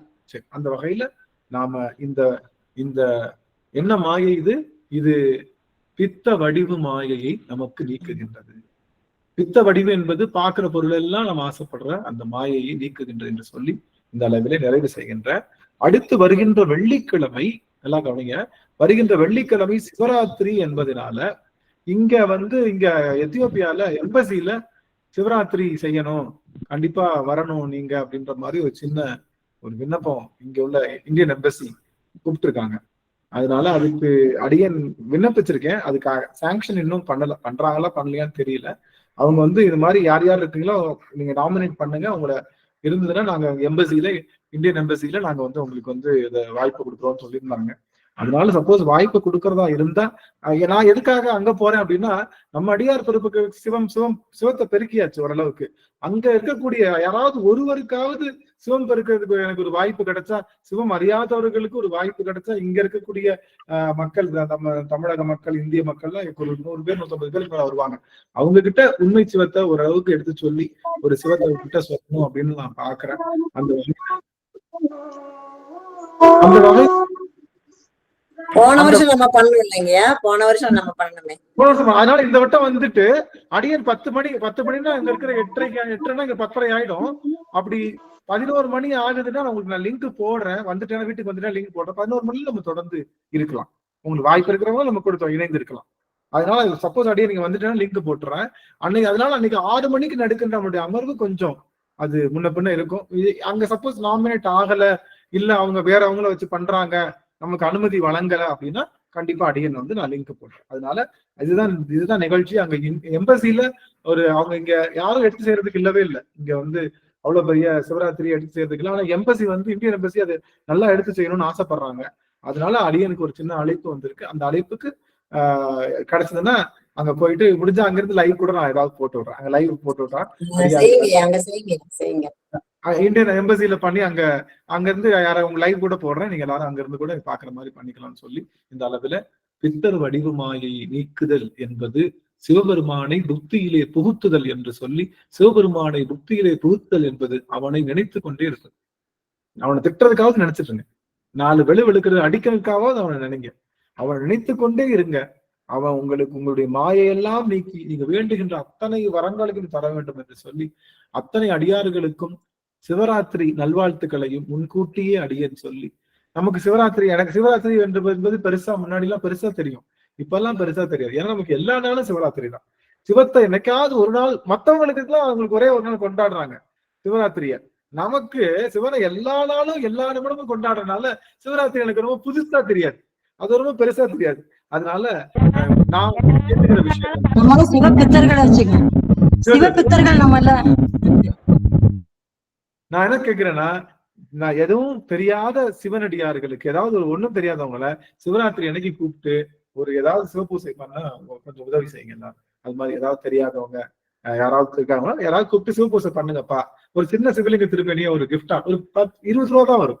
சின்ன சிவலிங்க திருப்பணிக்கு அன்னைக்கு ஒரு நாளாவது சிவபூசை இருந்தா பண்ணுப்பா உனக்கு அப்படின்னு சொல்லி கொடுத்து, அவருக்கு வந்து ஒரு சின்ன மலர்கள் எல்லாம் கொடுத்து, உனக்கு வாய்ப்பு இருந்தா பூசை பண்ணு பாருப்பா அப்படின்னு யாருக்காவது ஒருத்தவங்களுக்கு, யாராவது ஒரே ஒருத்தர் தெரியாதவங்களுக்கு உதவி செய்யுங்க, அவங்களை சிவபூசைக்கு ஆற்றுப்படுத்துங்க அப்படின்னு சொல்லி இந்த அளவிலே அடியை நிறைவு செய்கின்றேன். நிறைவு செய்யும் முகமாக நம்முடைய சரவணையா அவர்கள் வாழ்த்துப்பாடு. நமச்சிவாய். திருச்சிற்றம்பலம். தென்னாடுடைய சிவனே போற்றி, எந்நாட்டவர்க்கும் இறைவா போற்றி. வான்முகில் வளாது பெய்க மலிவலம் சுரக்க மன்னன், கோன்முறை அரசு செய்க குறைவிலாதுயிர்கள் வாழ்க. நான்மறை அறங்கள் ஓங்க நற்றவம் வேள்வி மல்க. மேன்மைகொள் செய்வ நீதி விளங்குக உலகமெலாம். மேன்மைகொள் செய்வ நீதி விளங்குக உலகமெலாம். திருச்சிற்றம்பலம், தில்லையம்பலம், பொன்னம்பலம். குருவாழ்க, குருவே துணை. அனைத்து அடியார் பெருமக்களின் திருவடிகளையும் மலரிட்டு மனமை மொழிகளால் வணங்கிக் கொள்கிறேன். நன்றிங்க ஐயா, நன்றி. ரொம்ப மகிழ்ச்சி உங்க எல்லாரையும் பார்த்தது. 2 அடியார்களுக்கு வாய்ப்பு, தங்கள் பெற்ற அனுபவங்களை சுருங்க சொல்லி இது அமர்வை நிறைவு செய்யலாம். அடியார்கள் நீங்க வாய்ப்புகள். உஷாமணி அம்மா, சுவாமி உஷாமணி அம்மா, அம்மா உஷாமணி அம்மா, அம்மா கரம் எடுத்திருக்காங்க, நீங்க பேசலாம் சுவாமி, அன்மியூட் பண்ணி பேசலாம். உஷாமணி அம்மா.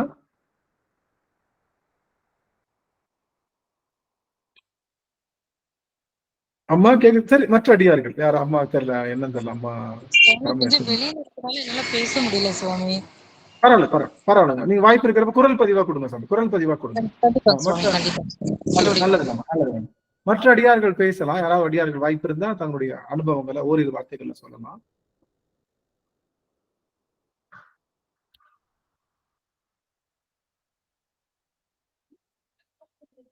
அவ்வளவுதான், எனக்கு சிவராத்திரி தான், யாரும் எங்கேயும் போக முடியாது, இங்கேயே எப்படியோ உட்கார வேண்டியதுதான். நீங்க அனுபவம் சொல்லனா போக முடியாது.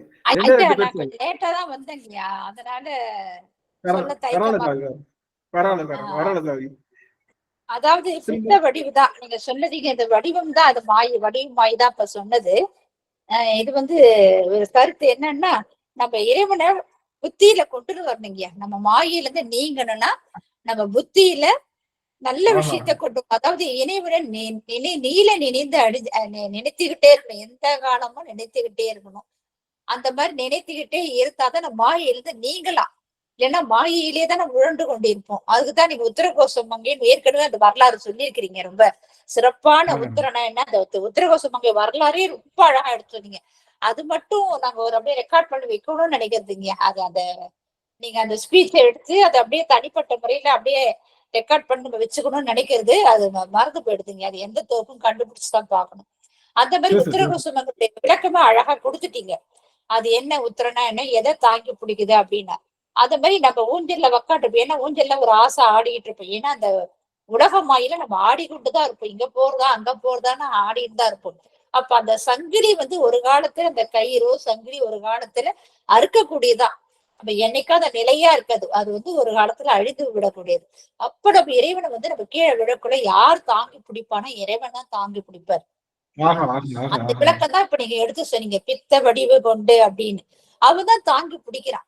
அந்த எம்பெருமான் நம்மள தாங்கி அவன் யாருன்னா பித்த வடிவு கொண்டு இருப்பவன், யானை உரி தோல் போர்த்துவ அப்படின்ற அந்த பெருமானுடைய விளக்கம்லாம் அழகா கொடுத்தாங்க. எங்க இருக்கிறான்னா உத்தரகோச மங்கையில இருக்கிறான் அப்படின்ற விளக்கம் வந்து இந்த கடைசி நேரத்துல தான் வந்த மன்னிக்கணும் அடியேன. இது மட்டும் நான் உணர்ந்தங்கயா உங்ககிட்ட சொல்லிக்கிறேன். ஆனா பழசு கொண்டுன்னு வரலாங்க, பழசெல்லாம் சொல்லலாம். அந்த போன வாரம் முந்திர வாரம் சொன்ன கதையெல்லாம் சொல்லிட்டு இருந்தா அது நாழி ஆயிடும், அடுத்த அடியாருக்கு வாய்ப்பு இருக்காது.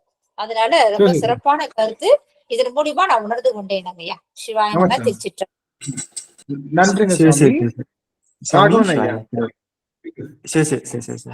திருவடி வணக்கம் சாமி. சிவாயன சிவாயன சிவாயன. குருநாதர் திருவடி போற்று. அதாவது இந்த மனமானது, மனம் அறிவு அப்படிங்கிற அந்த ஒரு 2 விஷயம். கடல் இருக்கு, கடலுக்கு மேல அலை இருக்கு. அலை என்பது கடலினுடைய ஒரு பாகம்தான். மனமானது அலை மாதிரி இந்த கடல் அப்படிங்கிற அந்த ஆழ்ந்த நிலையில இருக்கக்கூடிய அந்த கடல்ல இருக்கிற நீரானது நம்மளுடைய அறிவு மாதிரி. அறிவு என்னென்ன விஷயத்தை வெளியில கொண்டுட்டு வருதோ மனமானது அதை பற்றி தான் சிந்தித்து கொண்டிருக்கும். அப்போ இந்த அறிவு என்று சொல்லக்கூடிய அந்த சித்தத்துல சிவபெருமானை மட்டும்தான் வைக்கணும். நாம் எப்பப்பெல்லாம் நம்மளுடைய சித்தத்தை நம்ம யோசிக்கிறோமோ, நம்மளுடைய பார்க்கக்கூடிய ஒவ்வொரு விஷயம், நாம் யோசிக்கக்கூடிய ஒவ்வொரு விஷயம், நாம் பேசக்கூடிய ஒவ்வொரு விஷயமும், நாம் சிந்திக்கக்கூடிய ஒவ்வொரு விஷயத்திலையும் சிவம் மட்டும்தான் நிறைந்து இருக்கணும். தலையால் நடந்தேன் விடைப்பாகா அப்படின்னு சொல்கின்ற அந்த ஒரு நிலைப்பாடுகள்ல நாம் இந்த இந்த வாழ்க்கை செம்மையாகணும் அப்படின்னா நம்மளுடைய எண்ணங்கள், அதற்கான காரணமா இருக்கக்கூடிய நம்மளுடைய சிந்தை. அடியனுக்கு இது ரொம்ப நாளா இருந்தக்கூடிய ஒரு கேள்வியாகவே இருந்தது. தியானம் பண்றப்போ கூட நம்மளுடைய மனசு இங்கேயும் அங்கேயும் அலைப்பாயிரப்போ எந்த இடத்துல நம்ம கான்சென்ட்ரேட் பண்ணணும் அப்படின்னு சொல்லி ஒரு விஷயம் வரப்போ நம்மளுடைய மனசுதான் அலைப்பாய்ந்துகிட்டு இருக்கு அப்படின்னு சொல்லி நம்ம நினைச்சுக்கிட்டு இருக்கோம். ஆனா அது மனசு கிடையாது, நம்மளுடைய புத்தி தான் கல்பிரேட். அவர் தான் பின்னாடி இருந்துகிட்டு அதை ஃபுல்லா இயக்கிக்கிட்டு இருக்கார். அப்போ அந்த புத்திக்குள்ளார சிவபெருமான் வந்து புகுந்து விட்டார் அப்படின்னா இந்த வாழ்வு என்பது சிவமாகும். அதனாலதான் சித்தம் புகுந்து சித்தத்தை சிவமாக்கி வைத்தார். சித்தத்தை சிவன்பாலை வைத்தார்க்கா அடியேன்னு அவரும் சொல்றாரு. அதே மாதிரி அச்சோபதிகத்துல வந்து சித்தமலம் அறிவித்து சிவமாக்கு, சித்தத்துல இருக்கிற மலத்தை எல்லாம் அறிவித்து சிவமாக மாத்துறது குருநாதர் தான். அம்மையனுக்கு அருளியப்பார் ஆர் பெறுவார் அச்சோவை என்கின்ற அந்த ஒரு நிலைப்பாடுகள்ல இந்த ஆன்மாவானது சித்தம் நம்ம யோசிக்கிற ஒவ்வொரு விஷயம், நம்மளுடைய வினைப்பதிவுகள், நம்மளுடைய பிறவிதோறும் நம்ம நினைத்து உள்ள எல்லா விதமான அழுக்குகளும் அங்கதான் பதிஞ்சிருக்கு. ஆனா அந்த ஒவ்வொரு விஷயமும் நம்மளை தாண்டி வெளியில வரப்போ இது எல்லாம் சிவபெருமானாவே நம்ம அந்த அந்த விஷயத்தை அப்படியே பைபாஸ் பண்ணிட்டு சிவத்தை மட்டுமே நம்ம நினைத்தோம் அப்படின்னா உண்மையாலுமே இந்த ஆன்மா எதற்காக பிறவி எடுத்து வந்ததோ அந்த பிறவியினுடைய பலனை சிவபெருமான் குருநாதராக எழுந்து வந்து அந்த தீட்சையை கொடுத்து நமக்கு அந்த சித்தத்தை தெளிவாக்கி சிவமாக மாத்துவார் என்கின்ற அந்த ஒரு கருத்து சொன்னது ரொம்ப மகிழ்ச்சிங்க சுவாமி. திருவடி வணக்கம். விமலா தேவி அம்மா சுவாமி அம்மா ஏதாவது விமலா தேவி அம்மா கை கரம் உயர்த்திருக்காங்க. ஐயா திருவடி வணக்கம் ஐயா. அனைத்து அடியார் திருவடிகளையும் நினைக்கிறேங்க ஐயா. நான் புரிஞ்சது ஒரு 2 வார்த்தை மட்டும் சொல்றேங்க ஐயா. ஐயா நீங்க சொன்னதுல இருந்து பித்த வடிவு மாயையில இருந்து நீங்கணும் அப்படின்னா தினமும் 21 தடவையாவது நமச்சிவாய மந்திரத்தை வந்து தவறாம சொல்லணும்னு சொன்னீங்க ஐயா. அதுக்கு அடுத்தது அடியார் திருவடியை வணங்கணும் இல்லையா, வந்து அடியவருக்கு தொண்டு செய்யணும், உதவி செய்யணும் அப்படின்னு சொன்னீங்க. எனக்கு புரிஞ்ச அளவு எல்லாராட்டும் சொல்ல தெரியாது ஐயா.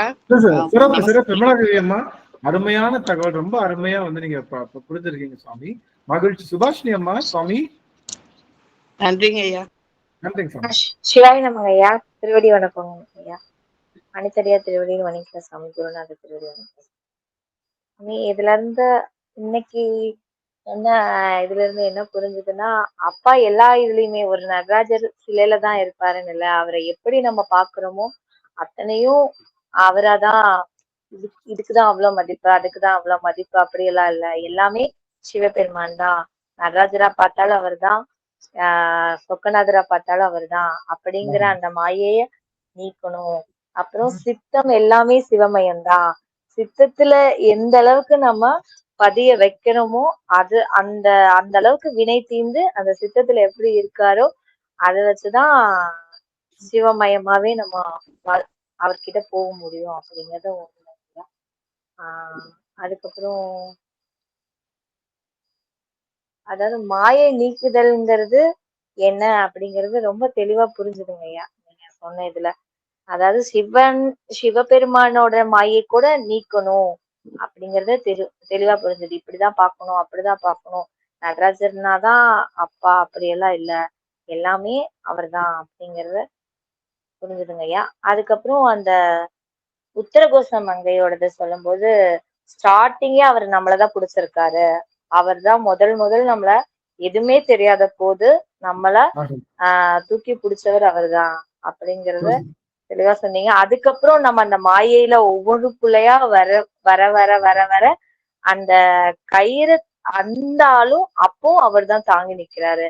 அதாவது ஸ்டார்டிங்கும் அவர் தான், எண்டும் அவர் தான். அதைய நம்ம எந்த அளவுக்கு உணர்றோமோ அதை பொறுத்து அவரோட காலடியில நம்மள நித்தமும் அவர் தான் தாங்கிட்டு இருக்காரு. அவருக்கு நம்ம கிட்ட இருந்து எதுவுமே தேவையில்ல, ஆனாலும் இவ்வளோ கருணை உள்ளவளா இருந்து நம்மள பாத்துக்கிறாருன்னா நம்ம கிட்ட இருந்து எதுவுமே தேவையில்ல, நம்ம அன்பு மட்டும்தான். அவருக்கு நம்ம நித்தம் செய்யற பூஜை என்னன்னா சிவத்தொண்டு செய்யணும், அன்பா இருக்கணும். அது மட்டும்தான் அவர் கேட்கறது, அன்புக்காண்டி இருக்கிறது அது மட்டும்தான். அருமை சாமி, இதுதான் அடிநாதம். நீங்க சொன்ன 2 வார்த்தை தான். அடியார் தொண்டும் அன்பும் தான் சிவபெருமானை அடைகின்ற பெரிய வழி, அரிய வழி, அதுதான் உரிய வழி என்று சொல்லுகின்ற அந்த வழியை ரொம்ப அருமையா சொல்லியிருந்தீங்க சாமி. ரொம்ப மகிழ்ச்சி. இந்த அளவுல அத்துணை அடியார்களுடைய திருவடி தாமரைகளையும் அடியன் போற்றி பணிந்து நிறைவு செய்கின்றார். நிறைவு செய்யும் முகமாக சுதாம்மா வாழ்த்து பாடல் பாடுகின்றோம். இருக்காங்களா? இருக்கேங்க. திருவடி வணக்கம். திருவடி வணக்கம்.